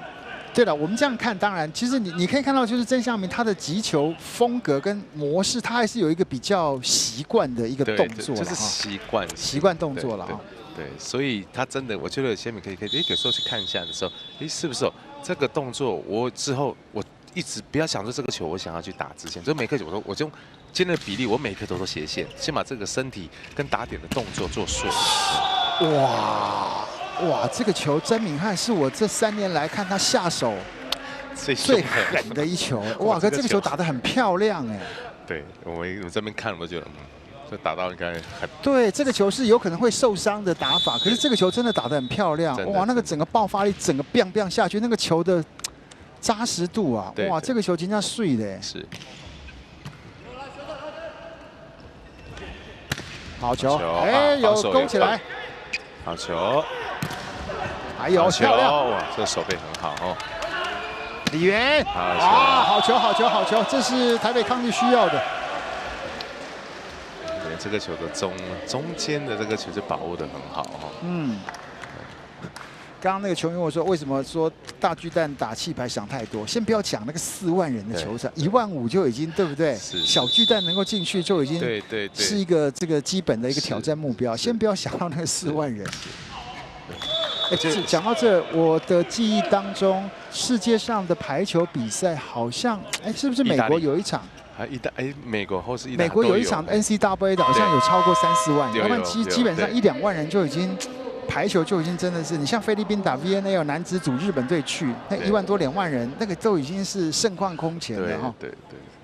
因为是观赏人口跟从事人口还是有些不一样，还是有些不一样。你看整个欧洲的球队，就算职业球队，他们有些的球馆没有特别大，对，就差不多甚至比我们这边还小。对，有些差不多3、4千人而已。对。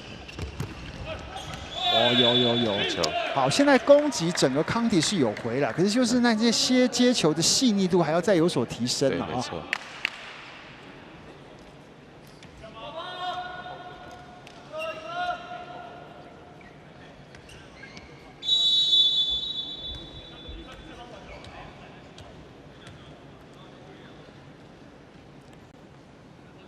李源，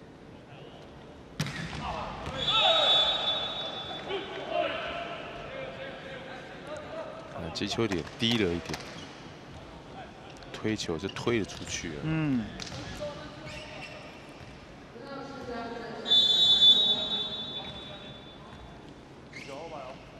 短球，哇，有它的效果啊，整个破坏掉了。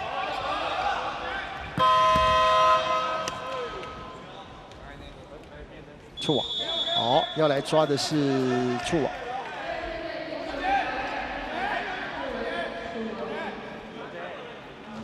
不过一样哦，你看哦，今天到目前为止，屏东台电这种发短球的策略，其实效果是不错的，对，效果是不错的。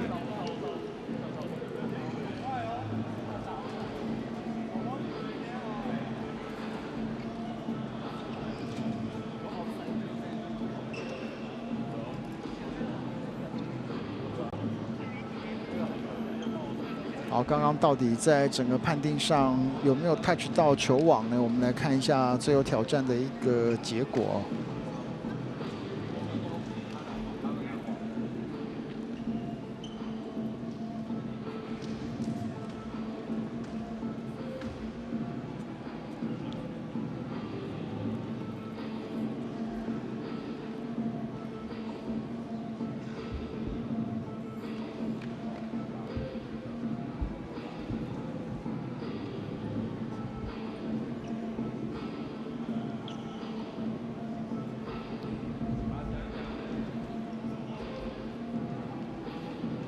这个宜辉的这个小海报做的是蛮可爱的啊。对。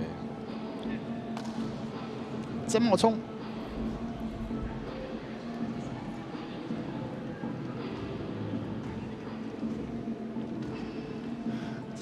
这到底为什么一直遮嘴巴啊？大家都拍谁啊？慢慢习惯了，慢慢习惯了啊。3、4秒。不会，其实慢慢大家会习惯了。真的，其实没有什么。其实你想想，你人生中也很少会出现在电视上面。真的。那何不就很非常的大方一点点，然后帮你的球员或是球队加油？我觉得这是一件很棒的事情。就是简单讲，爱要大声说出来。对，没错没错。对你有时候你想被拍到，也不一定拍得到。对，那为什么不好好的展现一下自己？对，也是一种纪念呢。对。有人说主播如果被拍到也会遮脸吗？哦，不会。我们不会。我们会比爱心。因为这是个好问题，因为我一辈子没想过这个问题。对啊，好像都没有 take 过我们一样哈。对。有 touch 到吗？没有，看一下、可能下来没有，还是我差距还蛮大的哦。应该是没啊，没有，对，没有，那应该是球，可能一开始站前面一颗球打到的时候。对。好，来，比赛继续啊，18-10。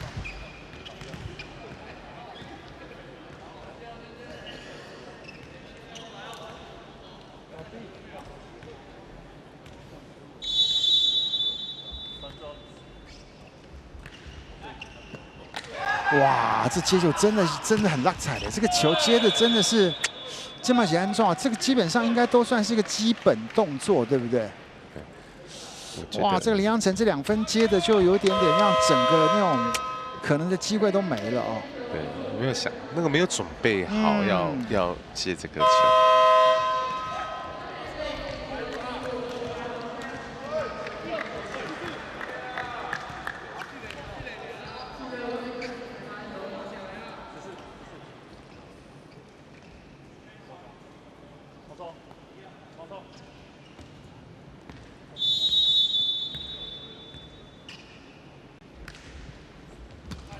这些小球真的让康蒂真的还好，这球补回来，还好这个李元飞出来。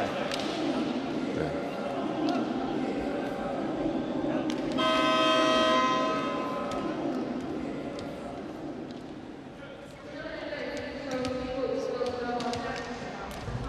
林威宏的整个发球，现在屏东台电曾茂冲上来。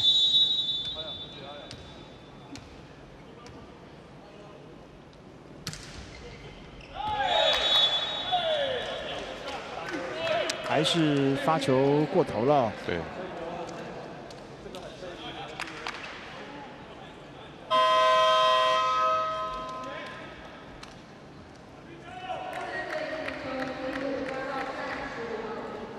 好，现在再把毕中原小毕给换上来。今天的发球这还没有发过哎。我们看他是采取跳跃发球呢，还是采取应该还是跳跃发球？邱老师，你作为看电视开始算，你自己无一条给我画了过。对。有嘿，对，很棒哦，对，有调整。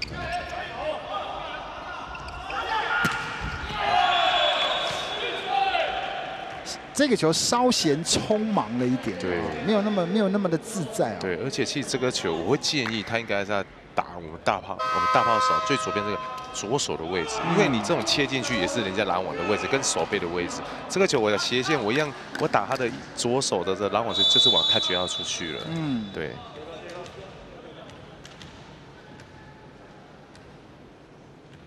康体的杨承恩上来啊。哇！连续2波的发球都没有掌握住啊。对。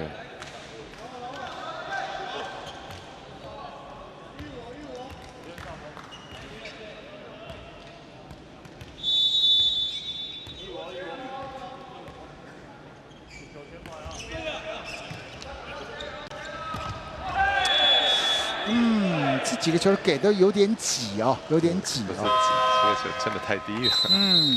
台北康体喊暂停，在这几分的整个搭配上还是有一些小小的瑕疵啊，12-22。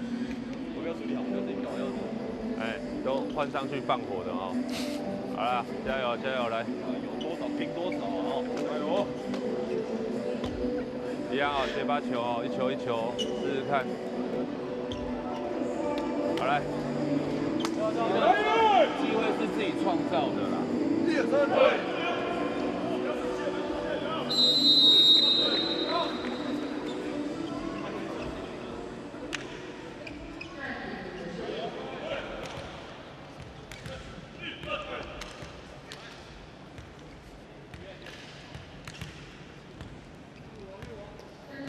这个大家对这个我们的德权球评一直有很多的这种描绘。可是上次你也跟韩院长见面了。对，那个还被 take 了一下，我们2个一起在荧幕上完成了那个处女秀。我讲实在话，其实这个每个人都有自己的这种形象。可是你如果听这个德权在讲球他对这个球的理解真的很深啊。打一个交叉的时间差，这球好球还有。好球这球顶起来，碎哦！好球！哇，这个直线真的是曾茂松聪明啊！其实你看这种很高的球，其实今天在雨辰在处理的时候，其实有一点点不是这么的顺手的原因是他脚没有对，就变成说你在拖这么高的球，你身体在上扬啊。上扬的时候，当球的下来的力量跟速度其实是有的。那个球你只要蹲下来的时候，你再上去，整个身体的节奏绝对比你身体仰在那边靠手这样子的动作，其实那个球的顿点会高一点。所以你仔细看外国在举重球，要不然你就跳起来。所以你跳起来跳举个的动作，身体的动作跟站着的时候你这么高再举这个动作的球其实是不太一样的。所以有时候很高的球，你看那个膝盖，你看那个膝盖有没有蹲下来，这个球就会不稳定。对。而且你刚刚讲那些东西，其实他必须要慢慢养成一个习惯，而且其实能够跳的话，基本上他的球会变得更有，就那个点跟那个变化，最后的瞬间更有一些变化性。没错，因为你跳起来的高度跟两侧到达的时间就缩短，不一样嘛。跟我站着的时候跟跳起来的时候，那个轨迹完全不一样。对，会不一样。所以跟外国的球，所以什么球，你很少看举拳，什么球他都跳。因为他们开高打了，就那种整个的球的到定点的时间就完全都是缩短很多。对，我记得我上次跟小杨在聊，他也说他到国外看最大的差别就是那个举球的那个速度。对，那个速度不只有手上的速度，还有脚的速度。对，没错。好，我们来看看这一局，哇，这屏东台电254啊，拿下了第3局，局数2-1。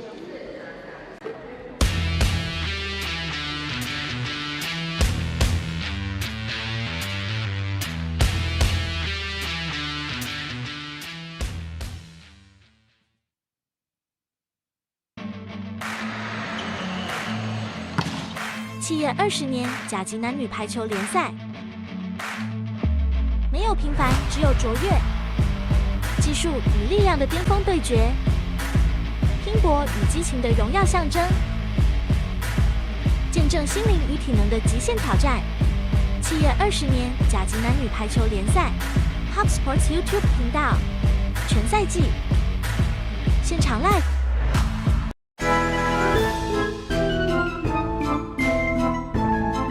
我本来是想扮南瓜啦，就戴一个头套南瓜，但我觉得南瓜好像很多人扮，那我就扮一个小恶魔好了。蜘蛛人吧，因为蜘蛛人他有那个可以喷蜘蛛网那些的，然后就可以把球定在那边，然后想要攻击的时候再攻击，这样就觉得应该会蛮有趣的。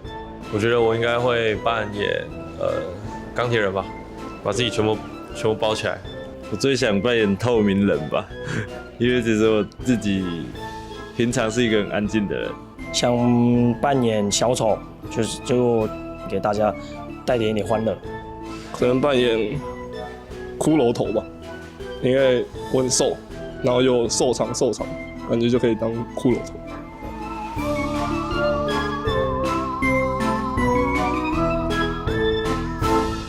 7月20年甲级男女排球联赛，场场激战，精彩不断，敬请锁定 HubSport YouTube 频道，一起战到底。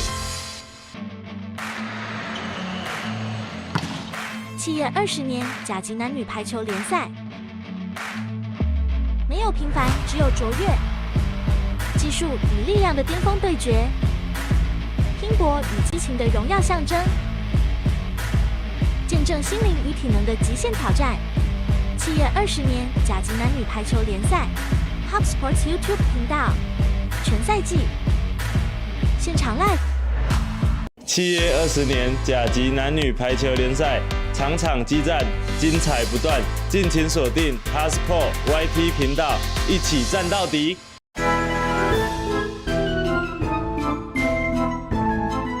如果是万圣节的话，我最近有在小红书滑那个万圣节的装扮，然后就可能对那种就是一些妆容，然后可能是那种小恶魔那种蛮有兴趣的。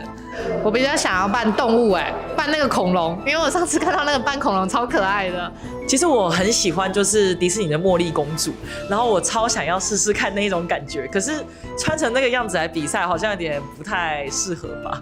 我想要扮演一只精灵，因为举球希望可以像精灵一样鬼灵精怪。对，因为我最近在看那个 One Piece， 对，然后我觉得他是一个梦想很坚定的人。僵尸吧，因为就不用动了。我想扮成球主，因为站着就好了。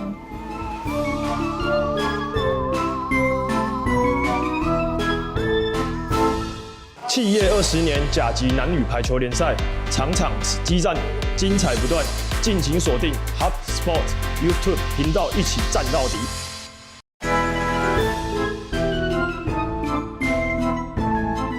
我本来是想扮南瓜啦，就戴一个头套南瓜，但我觉得南瓜好像很多人扮，那我就扮那个小恶魔好了。蜘蛛人吧，因为蜘蛛人他有那个可以喷蜘蛛网那些的，然后就可以把球定在那边，然后想要攻击的时候再攻击，这样就觉得应该会蛮有趣的。我觉得我应该会扮演钢铁人吧，把自己全部包起来。我最想扮演透明人吧，因为其实我自己平常是一个很安静的人。想扮演小丑，就给大家带点欢乐。可能扮演骷髅头吧，因为我很瘦，然后又瘦长，感觉就可以当骷髅头。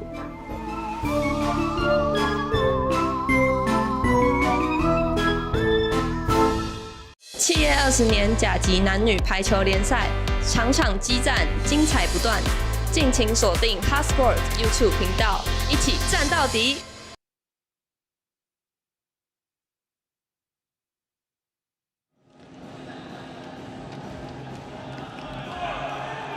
好，我们在整个比赛的第3局，可以很清楚感觉到屏东台电的整个攻击又有所提升了，6成3的一个进攻成功率，3个拦网。那15是两个最大的差别。我们刚刚提到第3局，其实前半段康迪 OK， 可是就是在4-4之后，连续几个失误，马上让对方就把分数开始拉开了。对，没错。好，进入到第4局。这个小球迷这样子就对了，看到镜头就是这个大方的跟镜头 say hello。对，没错，很棒。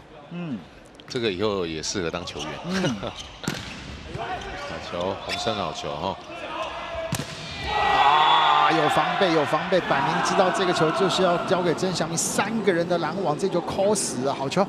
对，其实你看，就宇辰就要去想说，他每次在这个边线的球举到中间2号球，第一个为什么他举这种球很容易被3个人？因为第一个两边的进来的都1步而已，而且没有任何人可以来掩护，所以这个球前面或者甚至你举老3都没有关系。而且你再看哦，是这个球在最后曾祥明最后出手的瞬间，还是往左边转，不是往右边劈。是，所以其实祥明就是因为我们对他们的期望是高的，所以真的是说他以后假如真的有在回放在看的时候，其实他可以再去可以自己去感受一下。对，因为其实逻辑上是因为卡防3个人，右边2个人比较密。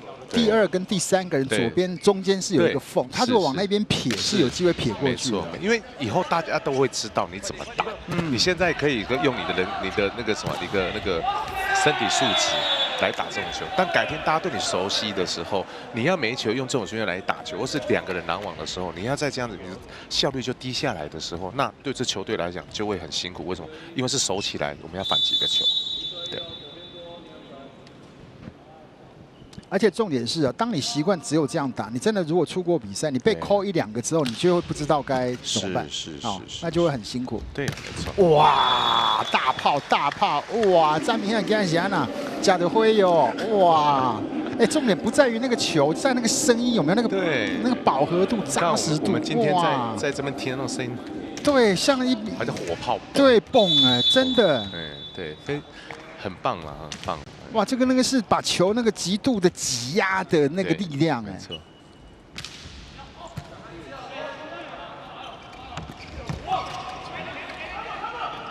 好球，这球修得漂亮。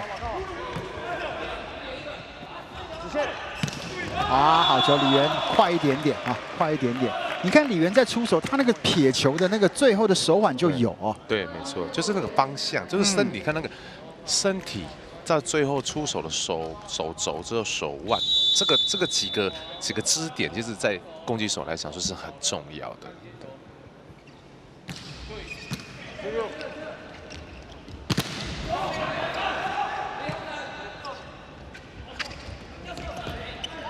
好，这个守得漂亮，再来后排。好球，祥明去稍微早一点，还好这个硬是往场边拨。对。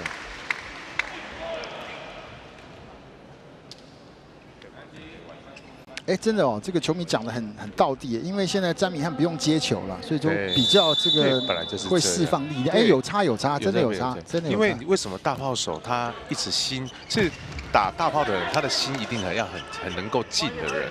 为什么？因为他要比别人多做一件事情。快攻、复位，他们都不用去接球，很少去接球。对，接球真的就是个压力之所在啊。当然，因为你接不好。你接了球，你又要去攻击，体能上、压力上，跟你的整个一个的接下，可能我接起来的时候可能不到位的时候，我又要做什么样的移动变化？这个跟我们不用去接球的是两码事。对，所以这也是小米这样很辛苦哦，从快攻转到大炮手很辛苦的地方啊。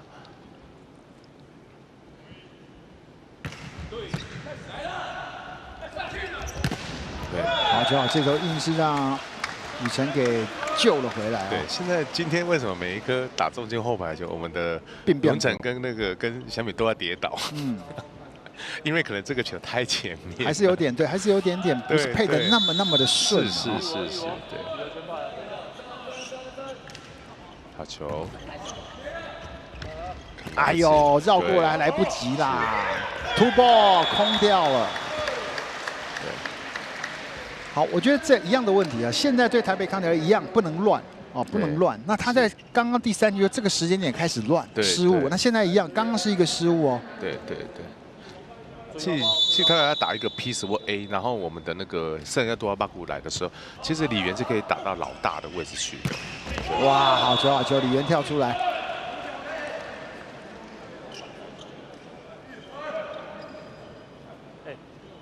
他都打这边，他都打那边，他老二都打那边。对，先完教练就很有经验，他球起来他就用撇。其实你看，今天中间的我们后排的球的时候，其实大部分的集中的点，真的因为这边是右手的，还是会以1号位那个地方打过去。好，这个球拦得漂亮，好球。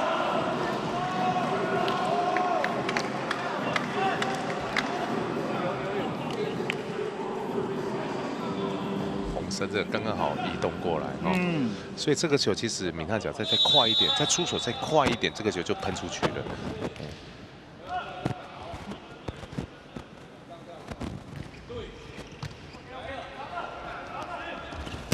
球，奥赛，这球可惜了。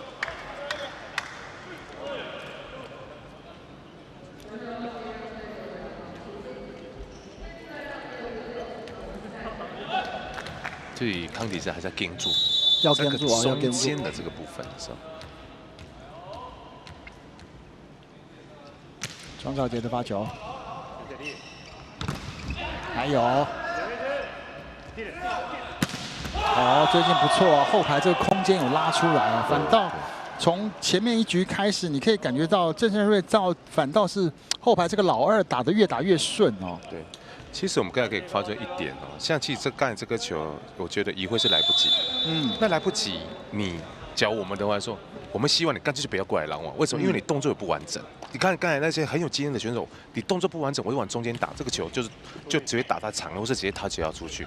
但是你这个球，你假如不要上来拦网，他就你就下来守小球，他就只能这样子打而已。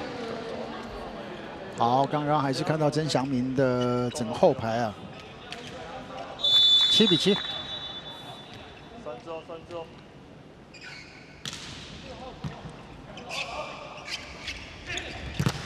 球，很方向有点被堵到了。对，而且也没有掉开，这个球就没有掉开了。对。刚好也是有啦，就是连续跳了2次了，所以以会的连续弹跳能力也很好。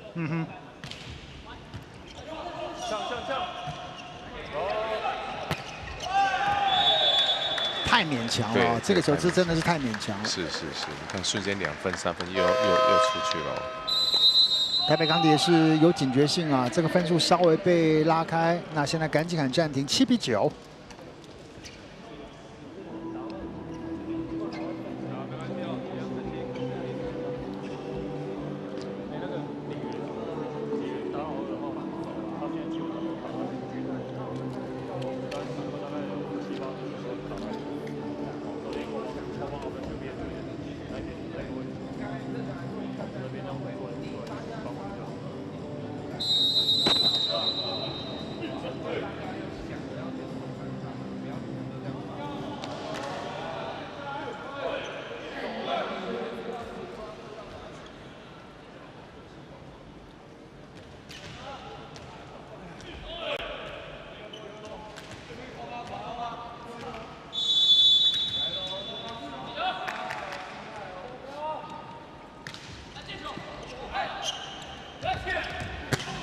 哇，一样哦，有点太勉强啊！连续又是2个失误啊，连续又是失误。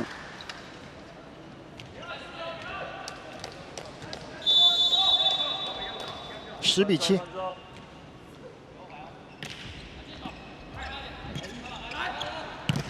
哇，你看这一阵又整个就闷掉了，对，而且这个是冠伟应该把球举高，因为这个你既然是第一手，你没办法做变化，你就高，让他好好的去打，对。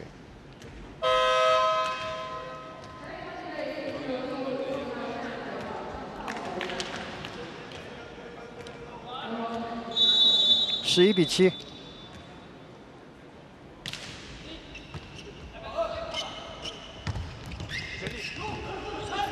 好球，还有。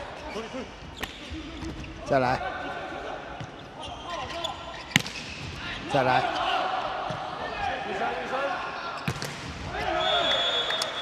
哇！这阵子这个整个乱掉之后，就连续丢分啊，而且丢的有点莫名其妙啊。没错，从原本7比7，现在连丢5分啊。对。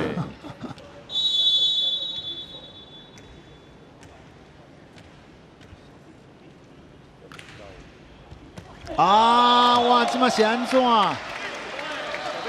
这有点像是染了瘟疫一样，一发不可收拾啊！没错。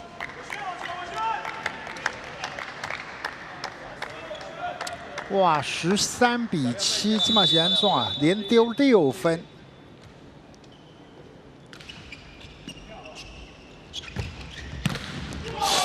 哎，奇怪，这真的是短球一接就真的完全卡住哎，完全卡弹哎。对，是为什么？因为从以前到现在。没有我们所有的接发球练习，大部分都在练后面，7米、8米、9米那个位置。所以当现在整个球接到前面去，举球员就接这个球，以前从那个地方过来的这个整个视角，跟你接到球的这个时间，跟接前面小球时间缩短那么多，他瞬间要去改变，就有点不知道怎么跑了，对，跑不开了，对，好像怎么都挤到那个死胡同里面。对，所以我在想说，我们去国际赛的话，只要突然大量发小球，会不会对那个对手也会完完全全觉得，因为你以前都是强挤，你突然什么球，我都在发在我们的大炮手的前面的位置，发得很精准，那整个这个战术面会不会不一样？不过讲实在话，其实当然这样讲，不知道会不会太严苛了。其实到这种程度啊，你1个球接不好 ，OK，2个球还能接，第3个就要打屁股了。对啊，对不对？没错，因为表示你没有马上去调整。那待会可以请某一队跑回台北，好不好？没有开玩笑。哦，好球。不过有时候就变得说，就是说应变力啊，这真的是一个很大的一个重点。因为你不应变的话，没有那个应变能力。你看哦，7比7。后来变作现在14比8，哇，那整个亏的不 OK 啊！对啊，就不一样，啦。而且你在这种台电里面连拿6分回来，真的是有点难度。真的。对。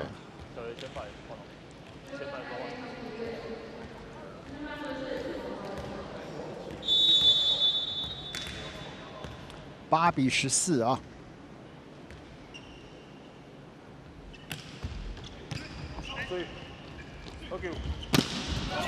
好，救回来。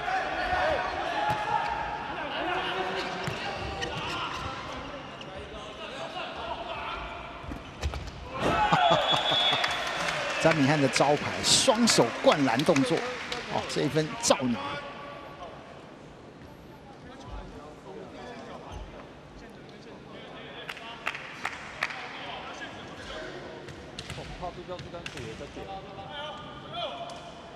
15-8。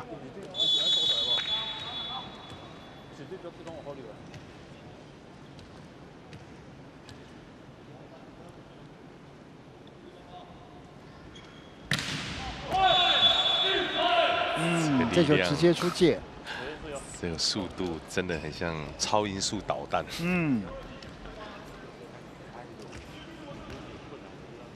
手力的，手力的。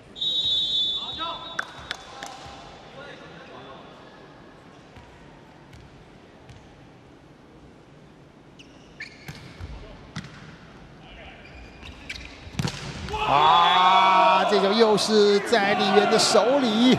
对，这个球也就是低了一点。你看这个球，敏汉都没有办法完完整整的去做攻击了。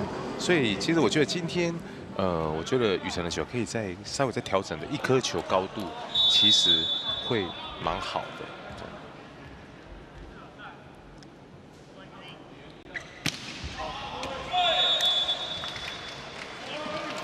其实球赛是这样，球赛真的其实讲实在有的时候很快，一个瞬间你转不回来哦，就没了，对，就没了，真的就没了。因为球队每一局就那么一个关键点，那个点上你要能够撑得住啊。对。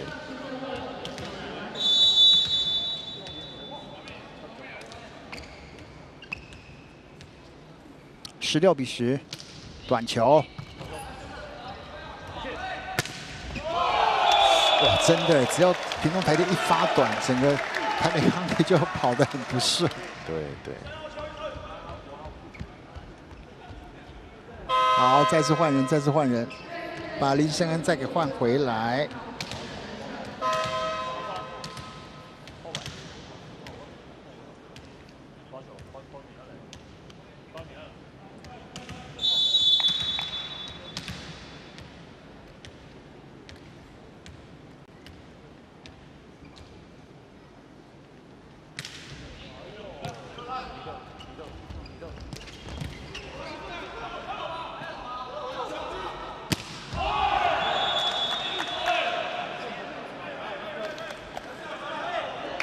打修正其实对主攻手来讲都是一个学问啊，都是一个学问。要把这个修正球打好，是那个 comes 就不一样了。是，一般我觉得小米可以稍微调整一下，不要跑得这么斜线。因为球不够长的时候，球就会在你的右侧，你就会想要用之前的方式这样打下去。可能跑直一点点，球就会变成在你的前面。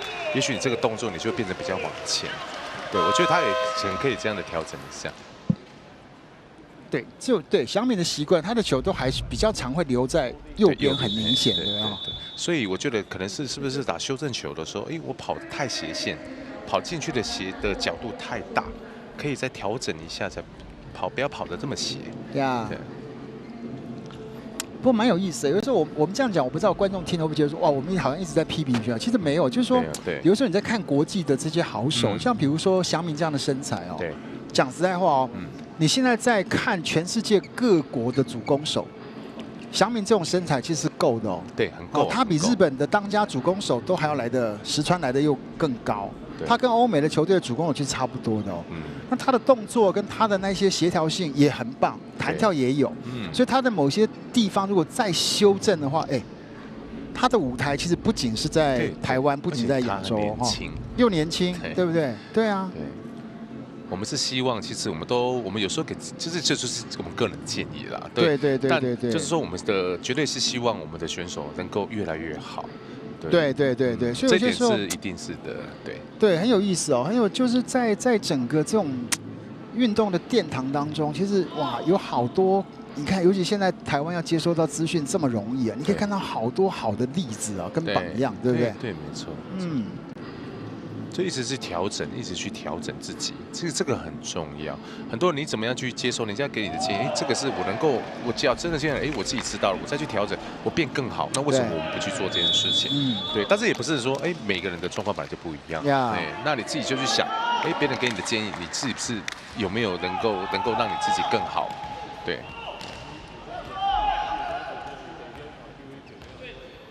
好，双方目前5分差，12比17。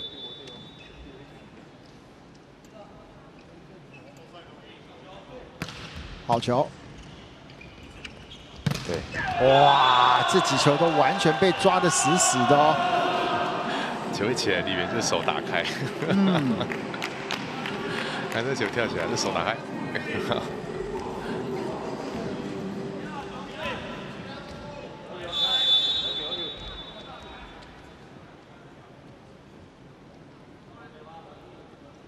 再来！哇，碎！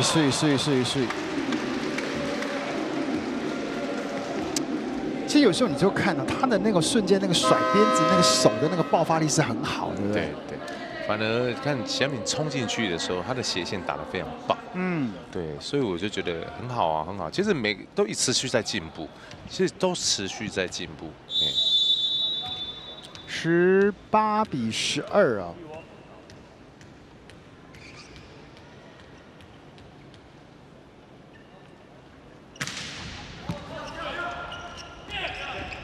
转直线，这球没打死，修正过来可以打哦，这个太开，真的太开了，太开。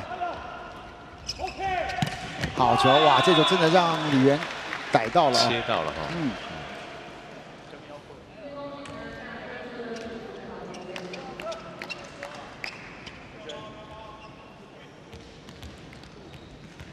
波球很好玩了，波球有些时候就是你必须要计较很多东西哈，而且很多东西你就真的是有没有办法去刺激到一个这个大家都能够一直往前走的这样的一个可能的一个进步的空间。对，没错。好球啊！这球有点太靠网了，也又是打在手上。对，而且主要是看这颗球，小臂还没跳起来，球到了。对。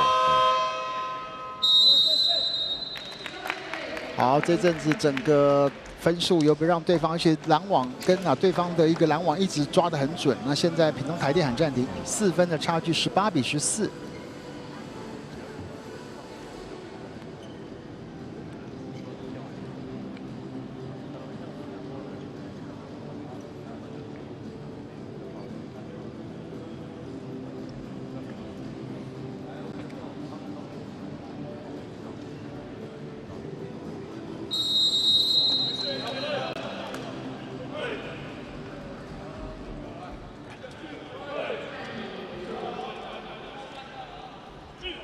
好，这几个球其实一样哦。尽管是屏东台电，你只要球给的有点短，还是靠网，还是让对方有一个直接掌握的机会，你还是会被扣得死死的。没错，没错。14比18。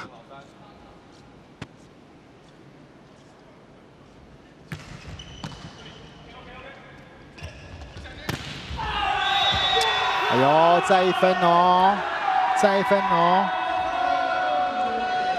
好，一样的道理，很有意思哦。对，像这几个球硬要往下扣，对，那所以有时候是想，是不是那个出手的模上开始要有一点那种打长线的味道要出来？对。其实你看这个球，你假如往后打，这个球的一个轨迹跟那个打到的手点就不一样。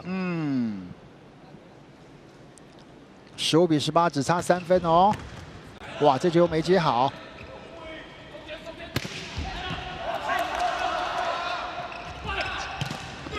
还有，哇，顶住，再来！哇，李源这就很赶哎，再来！哇，撇掉！哈哈哈！哇，台北康体真的是打活了。现在第4局，尽管落后，可是有一股气氛在酝酿当中。对，没错。其实要注意哦，所以其实这个球，我现在雨辰就想，到底我要举给谁？其实只要是我会觉得，给中间的文成，我觉得是个很好的选择。只差2分，16比18。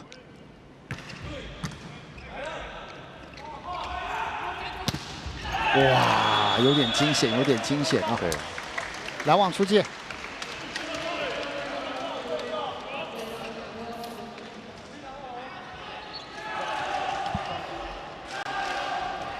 其实还是慢一点，因为还是领先2分，所以下面这个发球就很重要哦。19比16。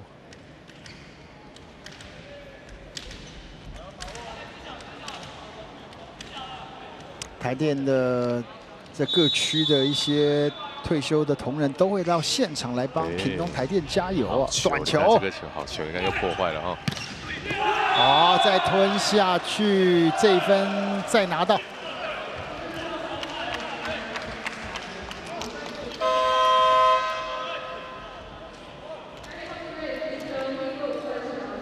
发球，这博弈来发球哦。好，郭博弈上来发球。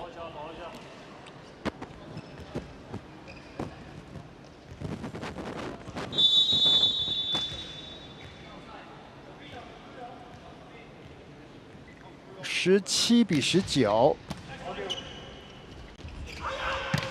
哇，好球好球！哇，这个球漂亮，这个球真的漂亮，后排飞进来。对，所以我其实你们看冒充的攻击，那个整个身体的延伸性，你看。这个动作，他空中的时候，他整个打下来，整个包到球，这个整个身体的弯曲的动作做的非常的扎实。这个球看玉生也常常做这个动作，大家有去看玉生在做老三这个动作，他的中国下压这个动作也做得非常的好。小臂的整个发球，这球还是偏了啊，还是仅仅2分差哦，仅仅2分差哦。台北康帝18比20。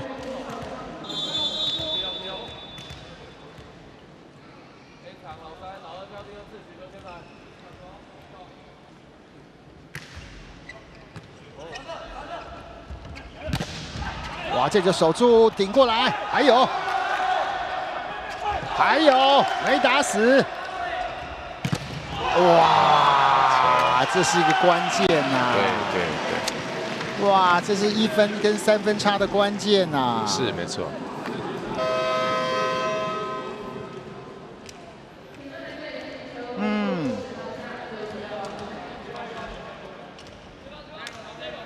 21比18。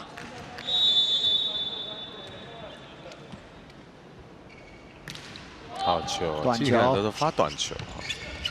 好球，好球！哇，这林森换上来之后，对啊，很敢打哦。对，而且都是做什么反手。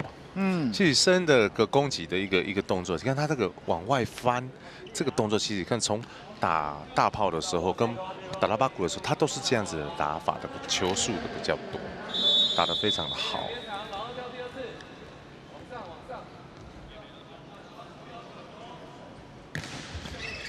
球，哇，好球好球！张天这个球没有硬往下扣，对，而且这个球还是在最后已经没办法再等的时候出手，而且右撇，所以左撇。你看这个球，看他从那中间，他脚这个球又往下打，刚刚好，砰砰下来。对，所以他这个球的点时间已经拖到最后的出手了，非常的好。22比19。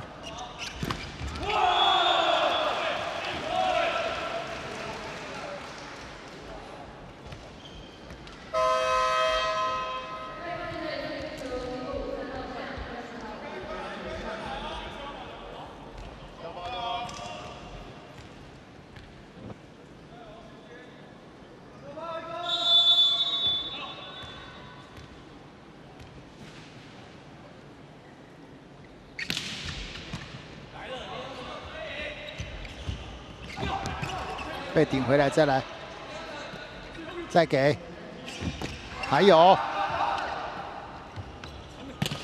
再来，换边吗？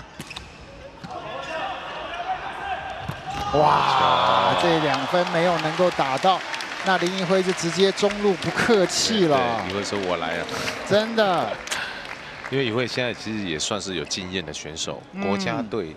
企业联赛。其实他是从高中直接到大的就直接下场比赛了，所以他现在其实已经有可以说的是也是都是很好选手了，很好经验的选手了。23-20，短球还是短球？哇，这球又是给的位置啊，又有点挤到啊。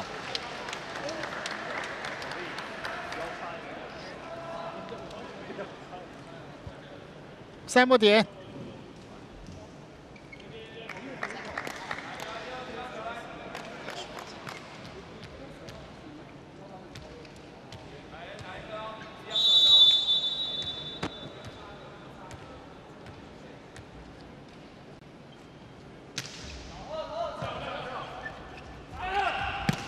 好，李源。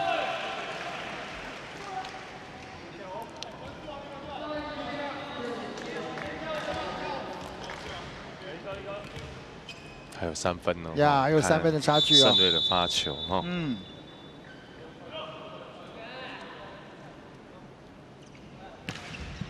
好球，发的真好。啊，这球发的够短啊，直接骂包。李源再拿1分。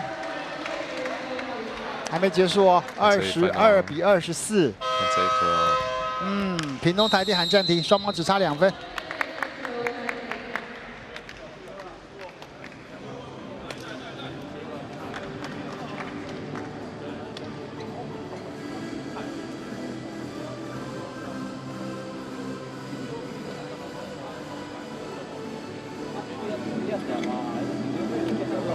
先接一个，先接一个。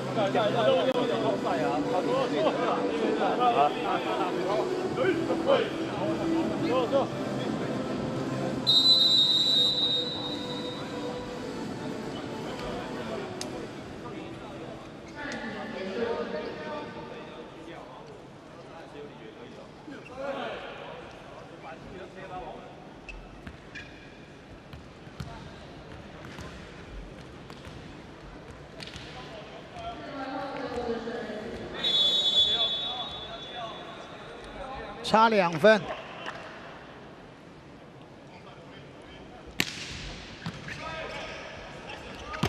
啊，中路的小毕这分拿到，第4局结束25-22，局数最终屏东台电25-22拿下第4局，只有3-1，缔造了开季3连胜的佳绩啊！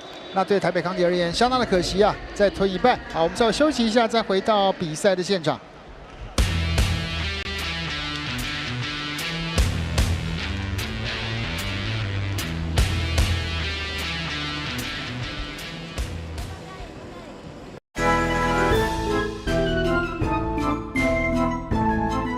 如果是万圣节的话，我最近有在小红书滑那个万圣节的装扮，然后就可能对那种就是一些妆容，然后可能是那种小恶魔那种蛮有兴趣的。我比较想要扮动物扮那个恐龙，因为我上次看到那个扮恐龙超可爱的。其实我很喜欢就是迪士尼的茉莉公主，然后我超想要试试看那一种感觉，可是穿成那个样子来比赛好像有点不太适合吧。我想要扮演一只精灵。因为举球希望可以像精灵一样鬼灵精怪，对。因为我最近在看那个 One Piece， 对，然后我觉得他是一个梦想很坚定的人。僵尸吧，因为就不用动了。我想扮成球主，因为站着就好了。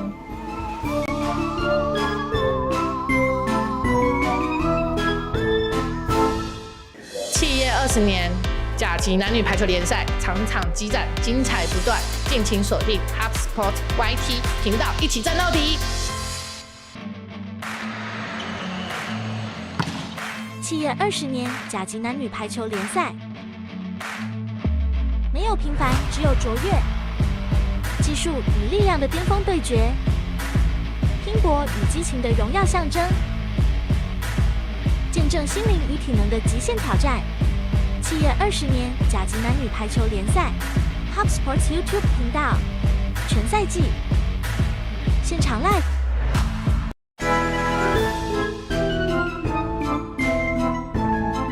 我本来是想扮南瓜啦，就戴一个头套南瓜，但我觉得南瓜好像很多人扮，那我就扮个小恶魔好了。蜘蛛人吧，因为蜘蛛人他有那个可以喷蜘蛛网那些的，然后就可以把球定在那边，然后想要攻击的时候再攻击，这样就觉得应该会蛮有趣的。我觉得我应该会扮演钢铁人吧，把自己全部包起来。我最想扮演透明人吧，因为其实我自己平常是一个很安静的人。想扮演小丑，就给大家带点欢乐。可能扮演骷髅头吧，因为我很瘦，然后又瘦长，感觉就可以当骷髅头。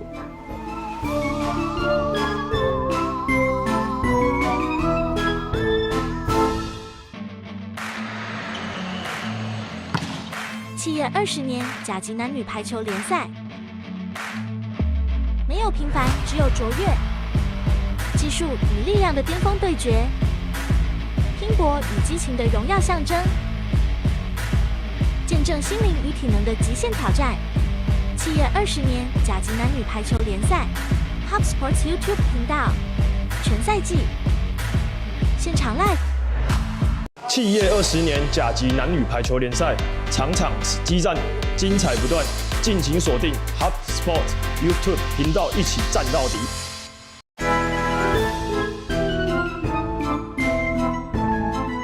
如果是万圣节的话，我最近有在小红书滑那个万圣节的装扮，然后就可能对那种就是一些妆容，然后可能是那种小恶魔那种蛮有兴趣的。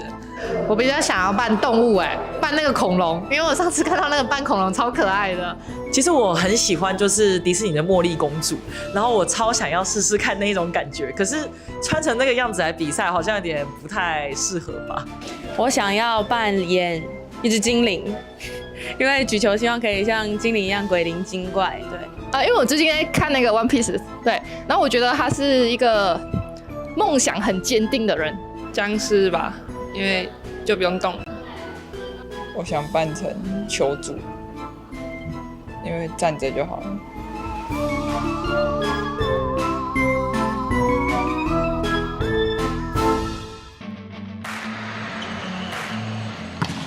企业20年甲级男女排球联赛，没有平凡，只有卓越。技术与力量的巅峰对决，拼搏与激情的荣耀象征，见证心灵与体能的极限挑战。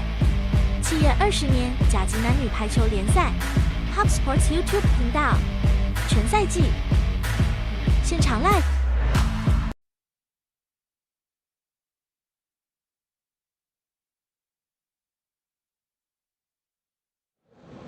好，那个教练跟我们2位球员，包含是敏翰，还有许文成在现场。那教练今天在第2局啊，这有一点点就好像节奏上跟换了一些球员，不过马上被对方追上来，所以看起来还是不能够掉以轻心，对不对？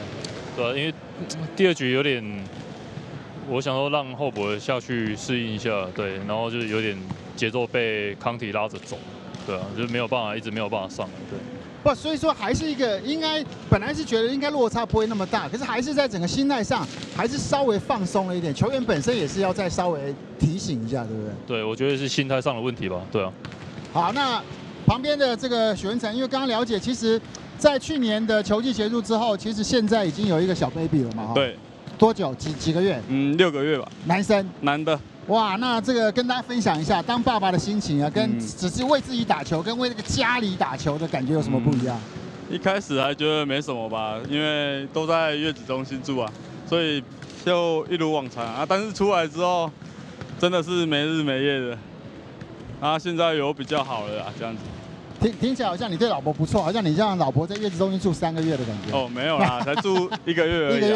一个月就不错了。对。那当爸爸，你觉得最开心跟最辛苦的是什么事情？开心是有多一个人陪伴吧，然后可以跟他多互动这样子。辛苦是前还没睡过夜的时候，真的是眼睛都黑了。好，那我问一下，你们家泡奶是怎么泡？是你老婆踢你，然后你去泡，还是你老婆自己泡？我自己去泡。OK， 所以你自己自动自发去泡，对不对？因为老婆前期也是很辛苦啊，对啊，多帮他分担一点这样子。